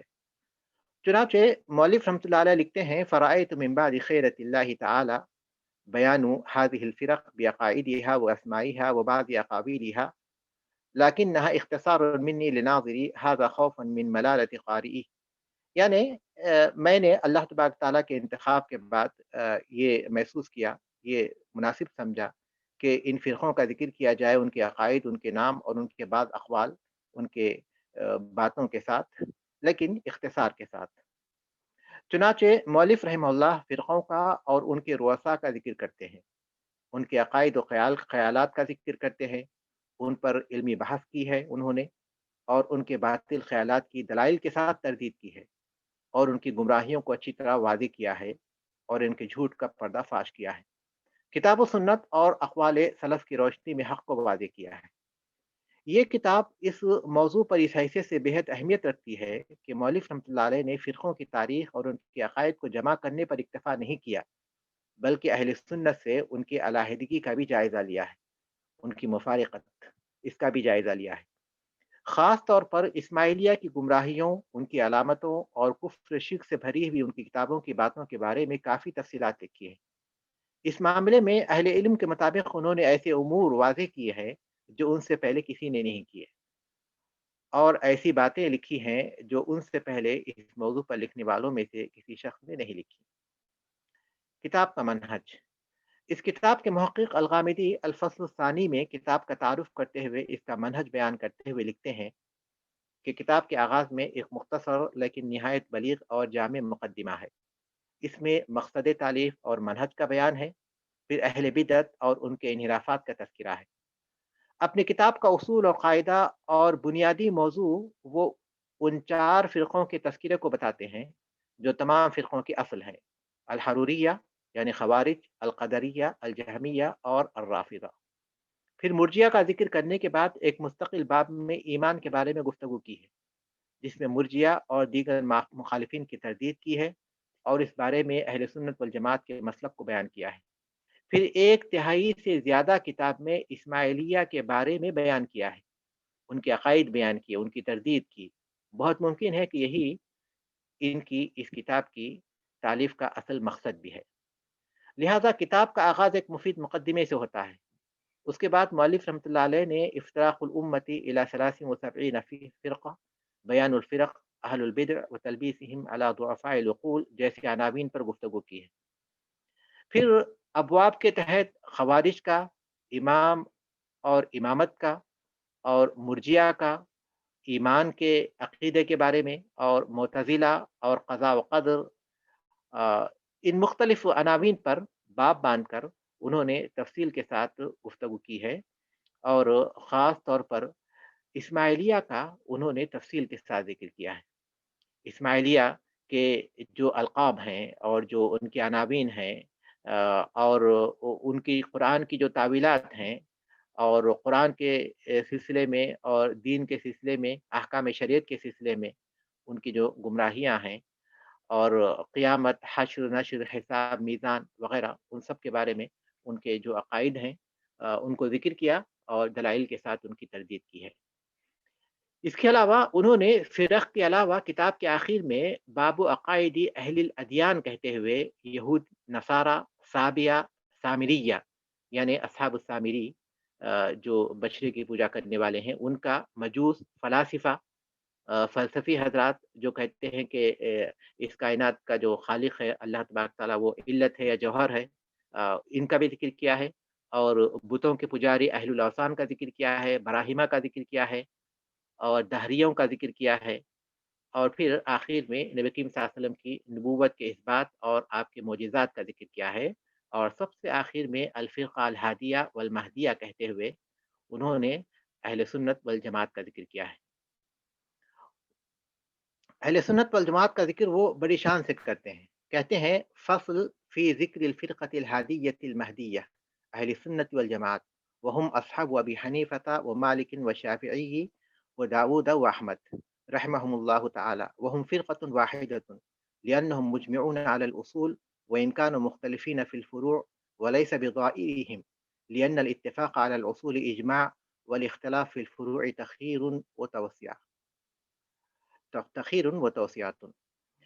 وہ کہتے ہیں کہ فصل اس فرقے کے بیان میں جو کہ ہدایت یافتہ بھی ہے اور رہنمائی کرنے والا بھی ہے، اور وہ اہل سنت و جماعت کا فرقہ ہے، اور وہ ائمہ کرام ابو حنیفہ، مالک، شافعی، داود اور احمد رحمہم اللہ کے اصحاب ہیں، اور وہ ایک ہی فرقہ ہیں، اس لیے کہ وہ اصولوں پر اتفاق کرتے ہیں اگرچہ کہ وہ فروع میں مختلف ہیں، اور یہ چیز انہیں نقصان نہیں پہنچاتی، اس لیے کہ اصولوں پر اتفاق یہ اجماع ہے، اور فروع میں اختلاف اس میں تخیر اور توسیع پائی جاتی ہے۔ اس کے بعد وہ اہل سنت جماعت کے منہج کو بیان کرتے ہیں اور ان کا ذکر کرتے ہیں۔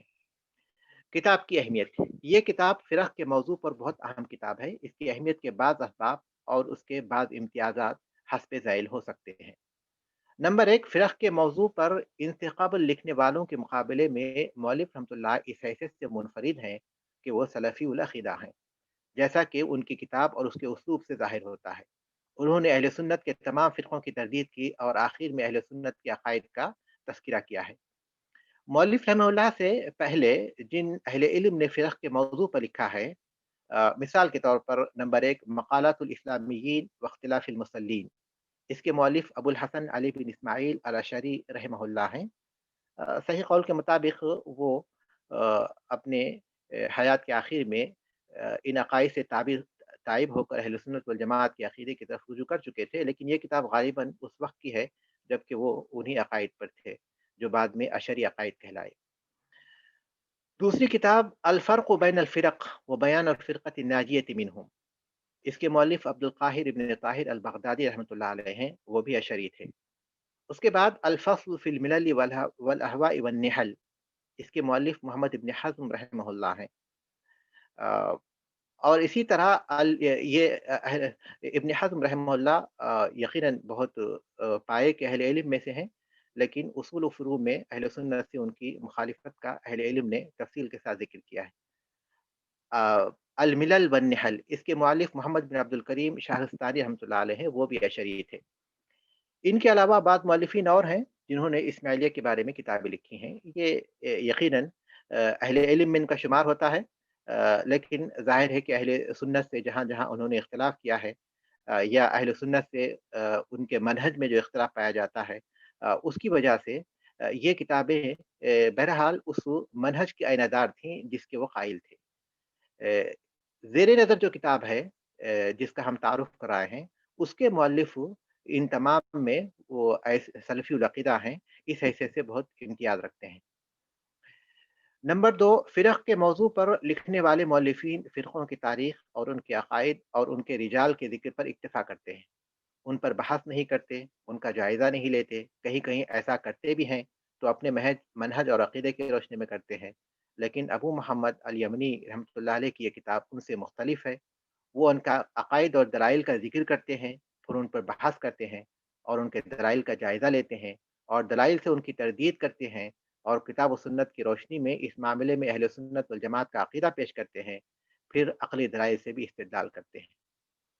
تیسری خوبی قوت استدلال ہے، انہوں نے دلائل سے اس طرح استدلال کیا ہے کہ واقعی دلائل کی قوت کا احساس ہوتا ہے، جیسا کہ وہ اپنی کتاب میں معتزلہ کا قرآن کے بارے میں عقیدہ کا ذکر کرتے ہوئے کہتے ہیں کہ انہوں نے کتاب الہی کلام اللہ کے مخلوق ہونے کا استدلال اس آیت سے کیا، ما یأتیہم من ذکر من ربہم محدث الا استمعوہ وہم یلعبون۔ اس آیت سے انہوں نے استدلال کیا کہ ان کے پاس ان کے رب کی طرف سے جو بھی نئی نصیحت آتی ہے اسے وہ کھیل کود میں سنتے ہیں، ان کے دل بالکل غافل ہوتے ہیں۔ یہ آیت کی ترجمانی۔ وہ کہتے ہیں کہ اللہ تبارک و تعالیٰ نے ذکر کیا کہ یہ کتاب محدث ہے اور ہر محدث مخلوق ہے۔ وہ کہتے ہیں اس کے بعد ابو محمد رحمۃ اللہ علیہ جواب دیتے ہیں کہ ان کا یہ احتجاج فاسد ہے، ان کا یہ استدلال فاسد ہے، اس لیے کہ اللہ تبارک و تعالیٰ نے محدث سے یہاں قرآن مراد نہیں لیا ہے، بلکہ وہ حوادث و واقعات، یعنی رسول اکرم صلی اللہ علیہ وسلم اس قرآن سے جو نصیحت لوگوں کو کرتے ہیں، جو احکام بتاتے ہیں، وہ یہاں مراد ہے۔ یعنی ما یأتیہم من موعظۃ، رسول اکرم صلی اللہ علیہ وسلم جو بھی نصیحت لے کر آتے ہیں اور وہ نئی ہوتی ہے، محدث ہوتی ہے، اس کو وہ اپنے کانوں سے سنتے ہیں لیکن اس پر عمل نہیں کرتے اور غافل رہتے ہیں، یہ اس کے معنی ہیں، وہ نہیں جس کا وہ دعویٰ کرتے ہیں۔ اس کے بعد کہتے ہیں کہ قرآن ہمارے پاس محدث نہیں ہے کہ وہ مخلوق ہو جائے، بلکہ وہ اللہ کا کلام ہے، اسی سے شروع ہوا اسی کی طرف لوٹے گا، اور کلام ذات سے ہوتا ہے اور ذات قدیم ہے، اس کی کوئی انتہا نہیں، اس لیے کہ اللہ تبارک تعالیٰ نے فرمایا وَكَلَّمَ اللَّهُ مُوسَى تَكْلِيمًا، الرحمن علم القرآن خلق الانسان۔ اللہ تبارک تعالیٰ نے یہاں کہا کہ قرآن اس کا علم ہے، اللہ نے اسے پیدا نہیں کیا انسان کی طرح۔ مخلوق میں اور تعلیم میں، علم میں فرق پایا جاتا ہے، انسان مخلوق ہے اور قرآن اللہ تعالیٰ کا علم ہے، اور اسی میں اللہ تبارک تعالیٰ کے نام بھی ہیں، جیسے کہ رحمان ہے، رحیم ہے اور بہت سے نام ہیں۔ اگر وہ قرآن مخلوق ہوتا جیسا کہ وہ لوگ کہتے ہیں تو اللہ تبارک تعالیٰ کے جو دوسرے نام ہیں وہ بھی مخلوق ہوتے، کیونکہ بھی اسی سے ہیں۔ تو جب وہ مخلوق نہیں ہو سکتے تو صحیح بات یہ ہے کہ قرآن بھی مخلوق نہیں ہے، لہٰذا جو ان کا عقیدہ ہے وہ باطل ہے۔ اس طرح وہ تمام گمراہ عقائد کی دلائل کے ساتھ تردید کرتے ہیں۔ کتاب کی افادیت، بلا شبہ یہ اپنے موضوع پر ایک بہترین کتاب ہے اور ایک قاری اطمینان کے ساتھ اسے پڑھ سکتا ہے، اس اطمینان کے ساتھ کہ کوئی ایسی بات اس میں موجود نہیں ہوگی جو لاشعوری طور پر جس کی وجہ سے وہ کسی ایسے عقیدے کا قائل ہو جائے جو اہل سنت کی عقائد کے خلاف ہے۔ کتاب یہ کن لوگوں کے لکھی گئی تو یقیناً تمام مسلمانوں کے لیے ہے، لیکن ظاہر ہے کہ اہل علم اور طلباء اس سے صحیح طور پر استفادہ کر سکتے ہیں۔ اس کتاب کے جو محقق ہیں جنہوں نے اس کی تحقیق کی، محمد بن عبداللہ، اور پھر انہوں نے اس پر ڈاکٹورا بھی کیا، وہ اس کتاب کے کچھ مقامات کے بارے میں کہتے ہیں کہ کچھ ملاحظات کے بارے میں کہتے ہیں کہ انہوں نے فرقوں میں اشاعرہ کا ذکر نہیں کیا اور قریب و بعید کوئی بھی اشارہ ان کی طرف نہیں کیا۔ اس کا سبب مجھے معلوم نہیں ہوا، لیکن یہ بات نہیں ہے کہ وہ اشاعرہ سے متاثر تھے، یہ بات نہیں ہے، اس لیے کہ وہ ایک جگہ قرآن کے بارے میں کہتے ہیں کہ والکلام لا یکون الا بحرف و صوت، کلام حرف اور آواز کے ساتھ ہی ہوتا ہے، اور یہ اشعری عقیدے کے مطابق نہیں ہے۔ تو اس طرح اگرچہ کہ انہوں نے ذکر نہیں کیا، لیکن یہ بات تو نہیں ہے کہ وہ اشعری عقیدے کے قائل رہے ہوں۔ اسی طرح ایک جگہ وہ لکھتے ہیں کہ اللہ تعالیٰ کے بارے میں آئینہ کے ذریعے سوال نہیں کرنا چاہیے کہ اللہ کہاں ہے، اور اس میں وہ منہج سلف کی مخالفت کرتے ہیں۔ اور پھر اسی طرح وہ لکھتے ہیں کہ مہدی عیسیٰ علیہ السلام ہے، اگرچہ کہ اس سلسلے میں بعض حدیث ہیں لیکن وہ ان کی کوئی اصل نہیں ہے۔ اس کی وجہ یہ ہو سکتی ہے کہ باطنیہ، کیونکہ وہاں باطنیہ رہتے تھے اکثر اسماعیلیہ، اور مہدی کے سلسلے میں ان کی بہت زیادہ گمراہیاں ہیں، تو اس کی وجہ سے وہ اس کے قائل ہوئے ہوں گے، لیکن یہ حقیقت کے خلاف ہے۔ اس کے علاوہ وہ بہت سی احادیث کو روایت بالمعنی کرتے ہیں، اور بعض احادیث کو بعد میں اس طرح داخل کرتے ہیں کہ بظاہر یہ محسوس ہوتا ہے کہ وہ ایک ہی حدیث ہے۔ تو یہ کچھ ملاحظات ہیں، من جملہ مجموعی طور پر یہ ایک بہترین کتاب ہے، اور اہل سنت کے منہج کے مطابق ہے۔ فرق کے موضوع پر جو دوسری کتابیں لکھی ہوئی ہیں اس کے برعکس یہ کتاب اہل سنت کے منہج کے مطابق ہے، اور اس سے استفادہ کیا جانا چاہیے۔ آئیے اب دوسری کتاب کی طرف۔ دوسری کتاب ہے الموسوعۃ المیسرہ فی الادیان والمذاہب والاحزاب المعاصرہ، آسان انسائکلوپیڈیا، یعنی دائرۃ المعارف، ادیان، مذاہب اور عصر حاضر کی جماعتوں کے بارے میں۔ یہ 2 جلدوں پر مشتمل ہے۔ پہلی جلد میں 556 یا 550 پر 6 صفحات، اور دوسری جلد میں 660 پر 8 صفحات، یعنی کل 1224 صفحات ہیں۔ میری معلومات کے مطابق اب تک 5 مرتبہ اس کی طباعت ہو چکی ہے، جس سے اس کی قبولیت کا اندازہ ہوتا ہے۔ پہلی دفعہ یہ 1409 میں طبع ہوئی تھی، جبکہ 5ویں دفعہ 1424 ہجری میں مطابق 2003 عیسوی میں اس کی طباعت ہوئی۔ اس کے بعد کوئی ایڈیشن نکلا ہے تو مجھے اس کا علم نہیں ہے، مجھے انٹرنیٹ پہ اس کا 4تھا ایڈیشن فراہم ہوا، اور آج تعارف کے لیے وہی میرے پیش نظر ہے۔ ظاہر ہے کہ ایک موسوعہ ہے، اور موسوعہ ایک ایسی جامع کتاب ہوتی ہے جس میں علم و معرفت کے تمام یا چند ایک موضوعات سے متعلق مکمل معلومات حروف تہجی پر ترتیب دی جاتی ہیں۔ مؤلف کا مختصر تعارف، یہ ایک دائرۃ المعارف ہے جو ایک فرد کی نہیں بلکہ ایک جماعت کی کوششوں کا ثمرہ ہوتی ہے۔ لہذا اس موسوعہ کے مؤلفین دار الندوہ العالمیہ للشباب الاسلامی بالریاض ہیں، یعنی دار الندوہ کے جو ذمہ داران ہیں وہ اس کے مؤلف ہیں۔ البتہ اس کی ترتیب، مراجع اور نگرانی کے ذمہ دار دکتور مانع بن حماد الجہنی ہیں، جو اس ندوہ کے امین العام یعنی معتمد عمومی ہیں۔ انہوں نے اس کے پہلے ایڈیشن کے مقدمے میں اس موسوعہ کی تیاری میں معاونین کے طور پر حسب ذیل اہل علم کے نام ذکر کیے ہیں۔ نمبر 1 دکتور ابراہیم بن حمد، نمبر 2 دکتور توفیق بن احمد، نمبر 3 دکتور محمد بن سعد ابو شطا، نمبر 4 استاد حمدی عبید۔ وجہ تسمیہ، اس کی وجہ تسمیہ بالکل ظاہر ہے، یہ عقیدے کے ایک خاص موضوع ادیان، مذاہب اور احزاب حاضرہ پر ہے، اور اس میں موسوعاتی اسلوب اختیار کیا گیا ہے جس میں حروف تہجی کے اعتبار سے ادیان، مذاہب اور جماعتوں پر آسان زبان اور سہل اسلوب میں معلومات یکجا کی گئی ہیں تاکہ اسے بآسانی استعمال کیا جا سکے اور مستقبل میں کسی نئے ایڈیشن میں کسی نئے مواد کی گنجائش رہے۔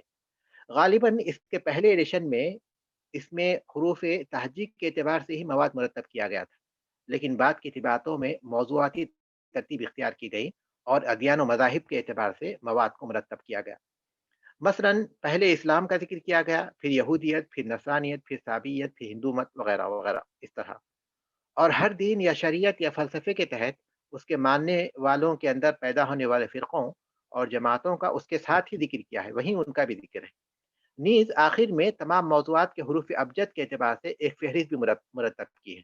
کتاب اگرچہ کہ موضوعات کے مطابق ہے، لیکن ایک فہرست یہ حروف تہجی کے اعتبار سے بھی ہے، جس کی وجہ سے اس کے مطالعے اور اس کے استعمال میں بہت سہولت پیدا ہو گئی ہے۔ مطالعہ کرنے والے اپنے مطلوبہ مواد تک موضوع یا حروف تہجی دونوں طرح سے پہنچ سکتے ہیں۔ کتاب کا موضوع جیسا کہ الموسوعۃ المیسرہ فی الادیان والمذاہب والاحزاب المعاصرہ نام سے ظاہر ہے، اقوام عالم کے ادیان، فرق اور عصر حاضر کی جماعتیں اس کا موضوع ہے، جس میں ان کے عقائد و نظریات، شخصیات اور خصوصیات وغیرہ نہایت مرتب انداز میں پیش کیے گئے ہیں۔ غالباً اس کی تیسری طباعت میں کامل مراجعہ کیا گیا اور اس میں اضافہ کیا گیا۔ سابقہ طباعت میں یعنی تیسری سے پہلے جو تھے اس میں 57 مادے تھے، 50 پر 7، اب تیسری طباعت میں 120 مادے ہیں۔ کسی دین یا شریعت یا فلسفے کے ذکر کے سلسلے میں اس میں حسب ذیل منہج اختیار کیا گیا ہے۔ نمبر 1 مقدمہ، جو پیش نظر دین یا شریعت یا فلسفے کے خلاصے پر مشتمل ہوتا ہے۔ نمبر 2 تعریف، جس میں لغوی اور اصطلاحی تعریف کی گئی ہے۔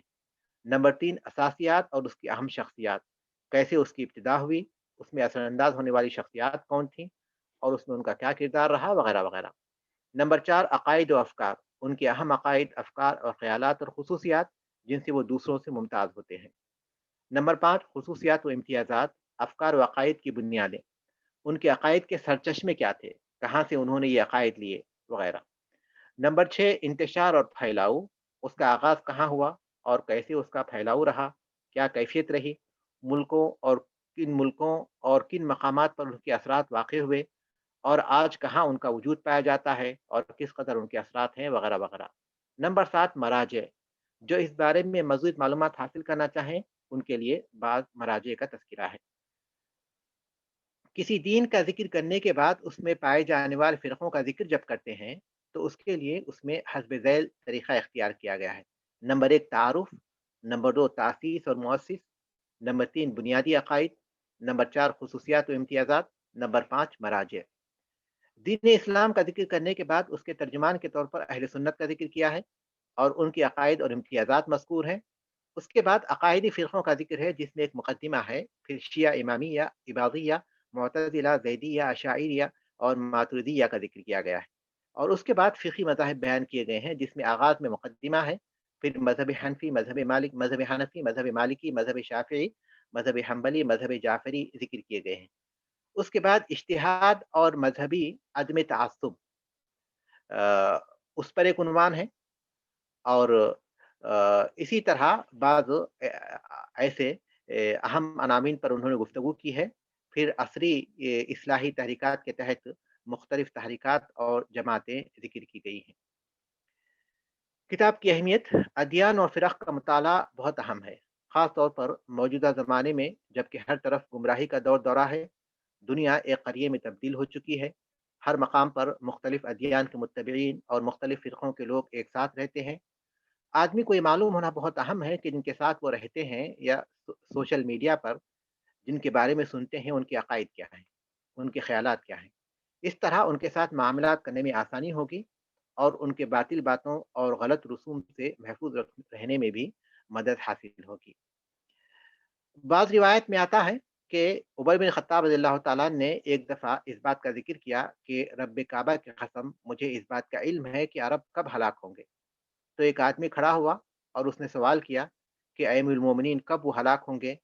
تو انہوں نے جواب دیا حین یسوس امرہم من لم یعالج امر الجاہلیہ ولم یصحب الرسول صلی اللہ علیہ وسلم، جبکہ ان کے امور کے نگہبان، ان کے امور کے نگران اور قائد اور امیر وہ لوگ ہوں گے جو جاہلیت کے معاملات کو نہیں جانتے اور جاہلیت کے معاملات کے ساتھ کس طرح معاملہ کرنا اس کے طریقے کو نہیں جانتے، اور انہوں نے اللہ کے رسول صلی اللہ علیہ وسلم کی صحبت اختیار نہیں کی تھی۔ لہٰذا آدمی کے لیے ان باتوں کا جاننا یہ بہت اہم ہوتا ہے تاکہ وہ ان کی گمراہیوں سے محفوظ رہے، اور پھر اس کا تعلق ایک انسان کی ثقافت سے بھی ہے کہ انسان جہاں رہتا ہے ان کے بارے میں معلومات حاصل کر لے کہ ان کے ساتھ معاملہ کرنے میں اسے آسانی ہو۔ کتاب کا انداز علمی ہے، اسلوب بہت آسان ہے، معلومات قابل اعتماد ہیں اور عبارت بہت سہل ہے۔ کتاب کی افادیت یقیناً یہ ایک اچھی کتاب ہے اور ایک بہت بڑی ضرورت جو تھی عقائد کے موضوع پر ایک موضوع اس ضرورت کو اس کتاب نے پورا کیا ہے۔ یہ موضوع ہے اور اس حیثیت سے تمام ادیان اور مذاہب اور فرقوں اور تحریکات اور جماعت اور جماعتوں کے بارے میں مختصر طور پر انسان کے پاس بہت نفع بخش معلومات اسے حاصل ہو جاتی ہیں اور اس حیثیت سے بہت اہم ہے۔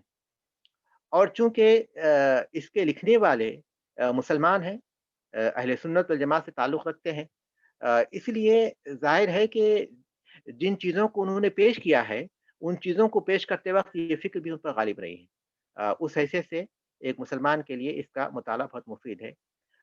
مثال کے طور پر ہم کہہ سکتے ہیں کہ ادیان میں جیسا کہ ہندو مت کا وہ ذکر کرتے ہیں تو کہتے ہیں کہ یعنی آخری میں خلاصہ ہے ان کی کتاب میں، تو اس کتاب اس موضوع میں اس میں کہتے ہیں کہ ان الدیانۃ الہندوسیۃ مزیج من الفلسفہ الہندیہ والدیانتین الیہودیہ والمسیحیہ، کہ ہندو مت یہ ہندی فلسفے سے ملا ہوا ہے اور پھر یہودیت اور مسیحیت سے خلط ملط ہوا ہے۔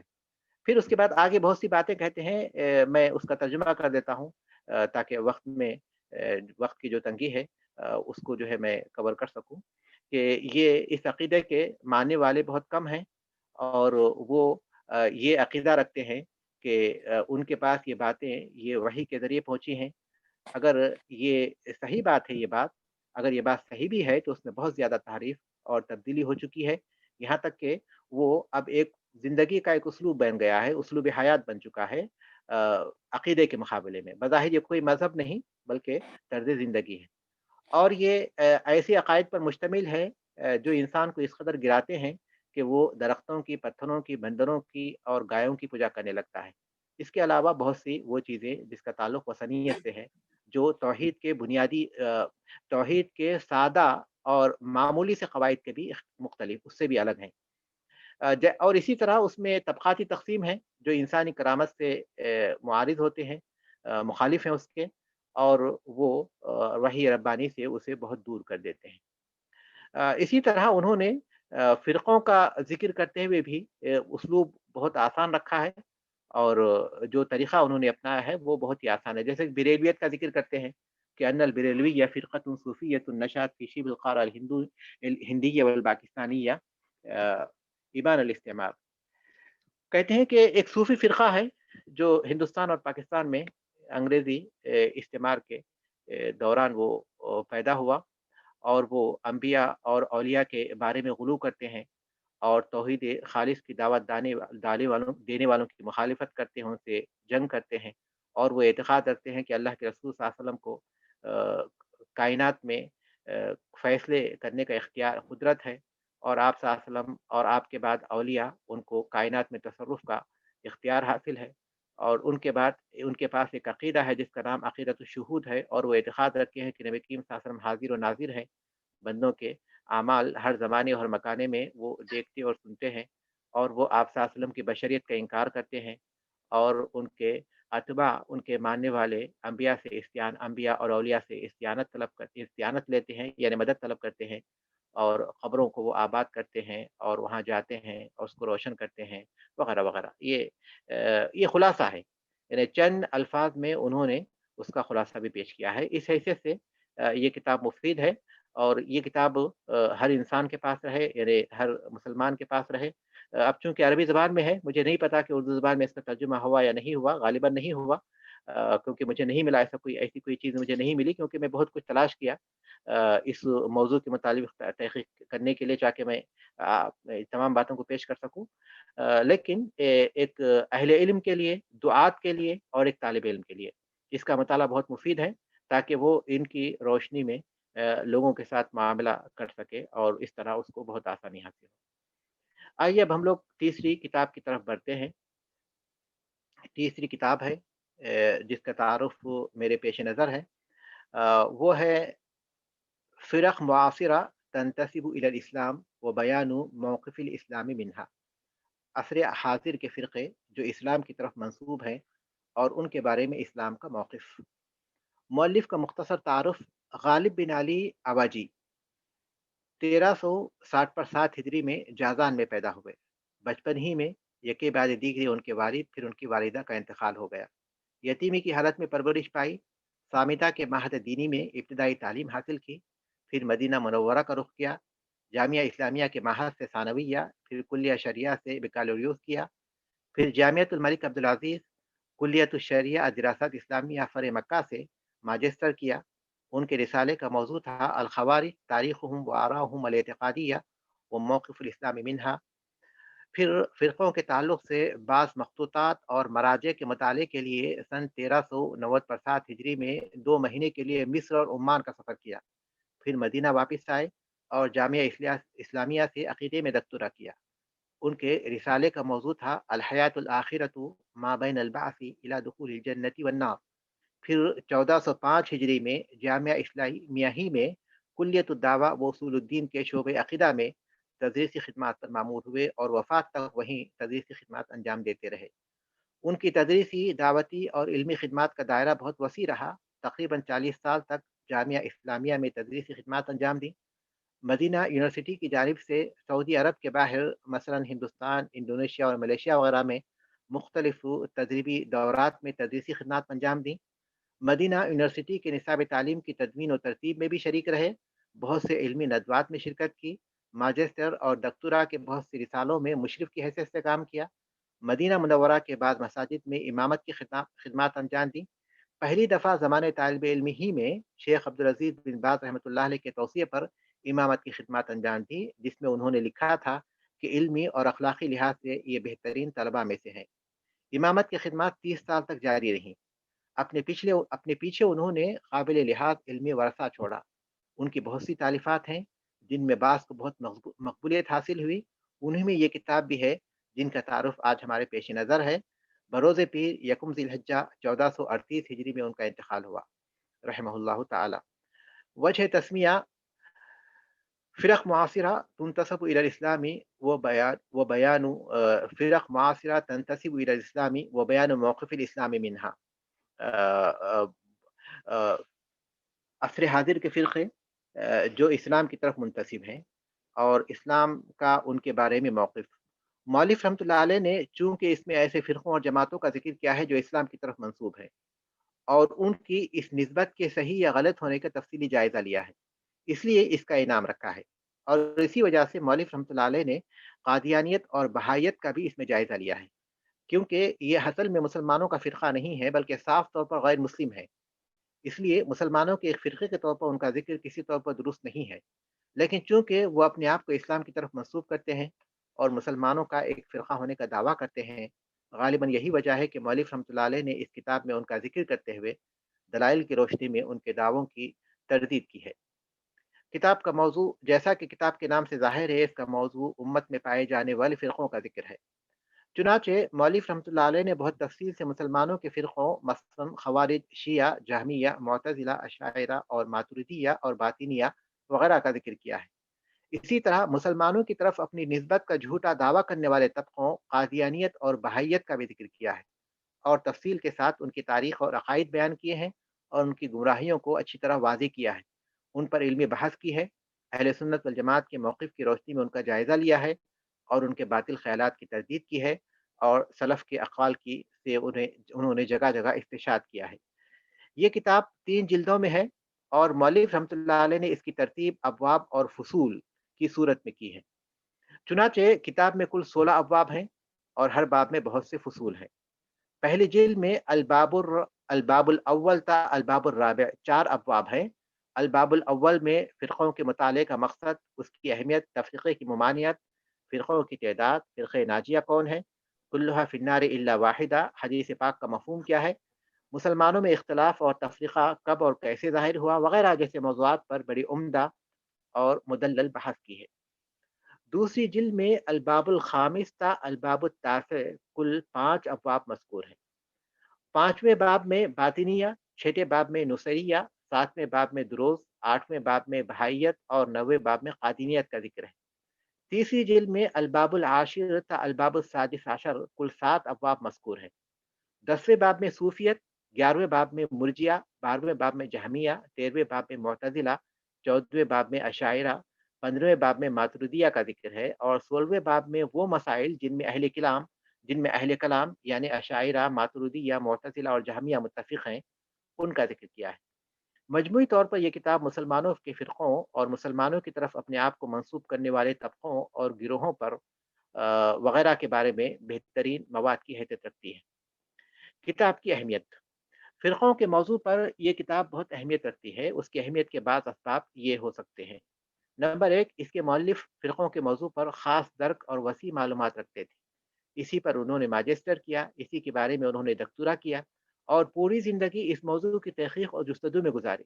लिहाज़ा इस मौज़ू पर उनकी तहक़ीक़, मालूमात और तज़किये काफ़ी अहमियत रखते हैं। आदमी एक तवील और थका देने वाली जुस्तजू के बाद जिस नतीजे पर पहुँच सकता है, इस किताब में वो मवाद उसे बआसानी फ़राहम हो जाता है। नंबर 2, मौलिफ़ अहले सुन्नत वल जमात से हैं, इसलिए क़ारी लाशूरी तौर पर किसी गलत अक़ीदे या फ़िक्र से मुतासिर होने के खौफ़ के बगैर इत्मीनान के साथ उससे इस्तिफ़ादा कर सकता है। नंबर 3, अहले सुन्नत वल जमात का किताब के आगाज़ ही में ज़िक्र करते हुए उन्होंने क़ारी की सही ख़ुतूत में ज़हन साज़ी करने की कोशिश की है, ताकि बाद के मौज़ूआत यानी गुमराह फ़िरक़ों के बारे में क़ारी अंदाज़ा लगा सके कि अहले सुन्नत से उनके इख्तिलाफ़ात की बुनियादें क्या हैं और कहाँ-कहाँ उनसे लग़ज़िशें हुई हैं। नंबर 6, किताब की इफ़ादियत। अपने मौज़ू पर यकीनन ये कुम्ज़ा किताब है। कमाल सिर्फ़ अल्लाह ताला को हासिल है, लग़ज़िश से कोई महफ़ूज़ नहीं। इस पर कुछ मुलाहज़ात हो सकते हैं और अहले इल्म ने इनकी तरफ इशारे भी किए हैं, लेकिन मजमूई तौर पर ये किताब फ़िरक़ के मौज़ू पर एक काबिल एतमाद किताब है।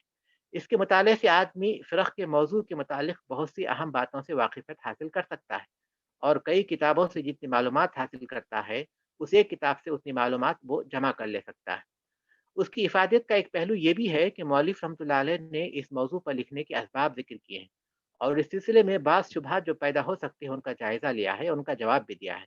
मसलन फ़िरक़ के मुताले का फ़ायदा क्या है? ये चंद फ़िरक़े थे जो पैदा हुए और ख़त्म हो गए।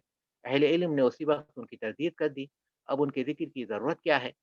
मौलिफ़ रहमतुल्लाह अलैह उसका जवाब देते हुए लिखते हैं कि ये फ़िरक़े अगरचे के क़दीम हैं, लेकिन असल एतबार उन फ़िरक़ों के मुअस्सिसीन और उनके ज़मानों का नहीं है, बल्कि एतबार उन अफ़कार का है जो आज भी पाए जाते हैं। उनके अफ़कार एक वबा की तरह आज तक फैले हुए हैं। मसलन मुअतज़िला की अक़ल को नक़ल पर तरजीह देने की फ़िक्र, ख़वारिज की मासी के मुर्तकिबीन की तकफ़ीर की फ़िक्र आज भी मौजूद है। फिर फ़िरक़ के मुताले और इस हैसियत से उन्होंने और भी मिसालें दी हैं, मैंने मुख्तसर करते हुए चंद एक मिसालों पर इक्तिफ़ा किया है। फिर फ़िरक़ के मुताले और इस हैसियत से भी मुफ़ीद हैं। फिर फ़िरक़ का मुताला इस हैसियत से मुफ़ीद है कि उसके नतीजे में अहले सुन्नत वल जमात की तादाद में इज़ाफ़ा हो सकता है और उम्मत के इत्तिहाद की राहें फ़राहम हो सकती हैं। नीज़ उसका ताल्लुक़ फ़रीज़ अम्र बिल मारूफ़ व नही अनिल मुनकर से है, जिसको नज़रअंदाज़ करना बहुत ख़तरनाक हो सकता है। मौलिफ़ रहमतुल्लाह अलैह ने मज़ीद तफ़सील के साथ इसका जवाब दिया है, जिसकी कुछ इख्तिसार के साथ मैंने बातें पेश की हैं। इसी तरह शिया के ज़िक्र में अश्शिअतु फ़िल अस्रिल हाज़िरी हल तग़य्यरा ख़लफ़ुहुम अन सलफ़िहिम कि अस्र हाज़िर में शिया क्या उनके जो खलफ़ हैं, जो आज हैं, उनके सलफ़ से जो गुज़र चुके क्या उससे मुख्तलिफ़ हैं? इस उन्वान के तहत मौलिफ़ रहमतुल्लाह अलैह ने दलाइल के साथ इस बात को वाज़िह किया है कि जैसे वो पहले थे, आज भी हैं। लिहाज़ा जिस तरह पहले उनसे चौकन्ना रहने की ज़रूरत थी, उसी तरह आज भी है, बल्कि उसकी ज़रूरत ज़्यादा है। इसी तरह जहमिया का ज़िक्र करते हुए मौलिफ़ रहमतुल्लाह अलैह ने इस बात का जायज़ा लिया है कि हल तूजदु आराउल जहमिय्यति फ़ी वक़्तिना अल हाज़िर, क्या हमारे इस ज़माने में जहमिया के ख़यालात पाए जाते हैं? इस बात को वाज़िह किया है कि उनके अफ़कार हनूज़ ज़िंदा हैं। आज भी बाज़ लोग कभी तजदीद के नाम पर, कभी ततव्वुर के नाम पर उन्हें पेश करते हैं। मसलन ये ख़्याल कि इंसान के लिए मारिफ़त इलाही काफ़ी है, अमल ज़रूरी नहीं है, या ये अक़ीदा कि जन्नत और दोज़ख अब मौजूद नहीं है, या ये अक़ीदा कि अल्लाह ताला को सिफ़ात से मुत्तसिफ़ नहीं कहा जा सकता, या ये अक़ीदा कि अल्लाह तबारक व तआला को सिफ़त उलू से मुत्तसिफ़ नहीं किया जा सकता। ऐसे बहुत से अक़ाइद जिनका आज भी बहुत से लोग एतिक़ाद रखते हैं, उन्हें पेश करते हैं। ये दरअसल जहमिया के अक़ाइद हैं। किताब किन लोगों के लिखी गई है? ये तमाम मुसलमानों के लिए है, लेकिन ज़ाहिर है कि अहले इल्म, दाई हज़रात और तलबा इससे सही तौर पर इस्तिफ़ादा कर सकते हैं। اس کتاب سے واقفیت انسان کو فرق اور ان کے خطرات سے آگاہ کرتی ہے، لہذا فرق اور ان کے خطرات سے آگاہ ہونے کے لیے یہ کتاب بہت ضروری ہے۔ امت مسلمہ کو صحیح طور پر رہنمائی کرنے کے لیے بھی اس کتاب کا مطالعہ کافی مفید ہے، اور اسی طرح تفریقے کے جو اسباب ہیں اور ان کو دور کرنے، مسلمانوں کے صفوں کو متحد کرنے کے کیا ذرائع ہو سکتے ہیں، اس سلسلے میں یہ مفید ہے، اور شر سے چوکنا متنبع رہنے اور دوسروں کو متنبع کرنے کے لیے بھی یہ کتاب بہت مفید ہے۔ تو بہرحال ایک طویل کوشش، ایک بہت زیادہ کوشش سے انسان جس نتیجے تک پہنچ سکتا ہے، اس کتاب میں بآسانی وہ نتائج اسے مل جاتے ہیں۔ اللہ تبارک تعالیٰ ان کتاب کے مؤلفین پر رحمت فرمائے اور ان کی مغفرت کرے، اور جو اللہ تبارک تعالیٰ کے دین کی تبلیغ کے لیے اور دین کی حقیقت کو واضح کرنے کے لیے اور حق کے اثبات کے لیے اور باطل کی تردید کے لیے جو کوششیں انہیں کی ہیں، انہوں نے اور امت کے دوسرے افراد نے جو کوششیں کی ہیں، اللہ تبارک تعالیٰ انہیں شرف قبولیت سے نوازے اور ہمیں بھی ان کے نقش قدم پر چلنے کی توفیق عطا فرمائے اور ہمیں ثابت قدم رکھے، اور اسی طرح وہ ہمیں گمراہی سے محفوظ رکھے، آمین۔ منتظمین کا میں شکر گزار ہوں، اللہ تبارک تعالیٰ ان تمام کوششوں کو ان کے میزان حسنات میں شامل فرمائے، آمین والحمد للہ رب العالمین۔ جزاک اللہ خیراً۔ شیخ عبد الحفیظ مانوی حفظہ اللہ کا میں مشکور ہوں کہ آپ نے اپنے منتخب کتابوں پر بھرپور تیاری کے ساتھ ہمارے اس پروگرام میں تعارف پیش کیا۔ اللہ تعالیٰ آپ کو اس کے میزان حسنات، اللہ تعالیٰ اس تعارف کو آپ کے میزان حسنات میں شمار فرمائے اور اس سے طلبۃ العلم کو فائدہ ہو۔ میں آج اس پروگرام میں شرکت کرنے والے تمام مشارکات اور جن علماء نے کتابوں کا تعارف پیش کیا ہے، ان تمام کا میں شکریہ ادا کرتا ہوں اور اللہ تعالیٰ سے دعا گو ہوں کہ اللہ تعالیٰ اس مجلس کو ہمارے میزان حسنات میں شمار فرمائے اور ہمیں کتابوں سے رجوع ہونے اور کتابوں سے بھرپور استفادہ کرنے کی توفیق عطا فرمائے۔ آج انہی دو علماء کے منتخب کتابوں کے تعارف کے بعد یہ پروگرام ختم ہونے جا رہا ہے۔ انشاءاللہ پھر ٹھیک 3 ہفتے بعد ہماری ملاقات ہوگی۔ میں اسی پر اس مجلس کے اختتام کا اعلان کرتا ہوں اور دعا پڑھنے کی گزارش کرتا ہوں۔ سبحانک اللہم وبحمدک اشہد ان لا الہ الا انت استغفرک و اتوب الیک۔ السلام علیکم ورحمۃ اللہ وعلیکم وبرکاتہ۔ السلام ورحمۃ اللہ وبرکاتہ۔ یہ پروگرام ختم ہونے جا رہا ہے۔ کوئی سوال جواب ہے کیا اس پروگرام میں؟ جی شیخ، ابھی تک تو ایسے کوئی منصوبہ نہیں کیا ہم لوگ، انشاءاللہ آئندہ غور کریں گے ضرور۔ جزاک اللہ خیر۔ اچھا رہتے تو اچھا تھا، کچھ سوال جواب وغیرہ رہتے تو انشاءاللہ کچھ اس سے بھی کچھ استفادہ ہو جاتا تھا۔ جی ضرور سوال ضرور جواب کے ذریعے سے۔ اس پر بھی غور کریں گے انشاءاللہ ہم ضرور۔ اچھا جزاکم اللہ خیر، بارک اللہ فیکم، تقبل اللہ جہودکم وجعل فی میزان حسناتکم۔ آمین آمین انشاءاللہ۔ جزاک اللہ خیر انشاءاللہ۔ وإياكم ماشاءاللہ۔ راشد ہماری بات سنیں گے آپ؟ جی میں سن لیتا ہوں۔ جی کون کہہ رہے ہیں؟ میں ذرا دیکھ عارف کہہ رہا ہوں، میں حیدرآباد سے۔ جی عارف الدین کلی۔ جی عارف، یہ مشورہ کریں گے بھائی، مشورہ کب ہو رہا ہے؟ ابھی کوئی پچھلے 3 مہینے سے یہ بات سن رہا ہوں میں، کسی چیز پر کوئی اس پر قطعی آپ لوگ روبہ عمل نہیں کیے ہیں۔ اگلے پروگرام سے پہلے ذرا اس پر کوئی نشست کر لیجئے اور پکی بات بتائیے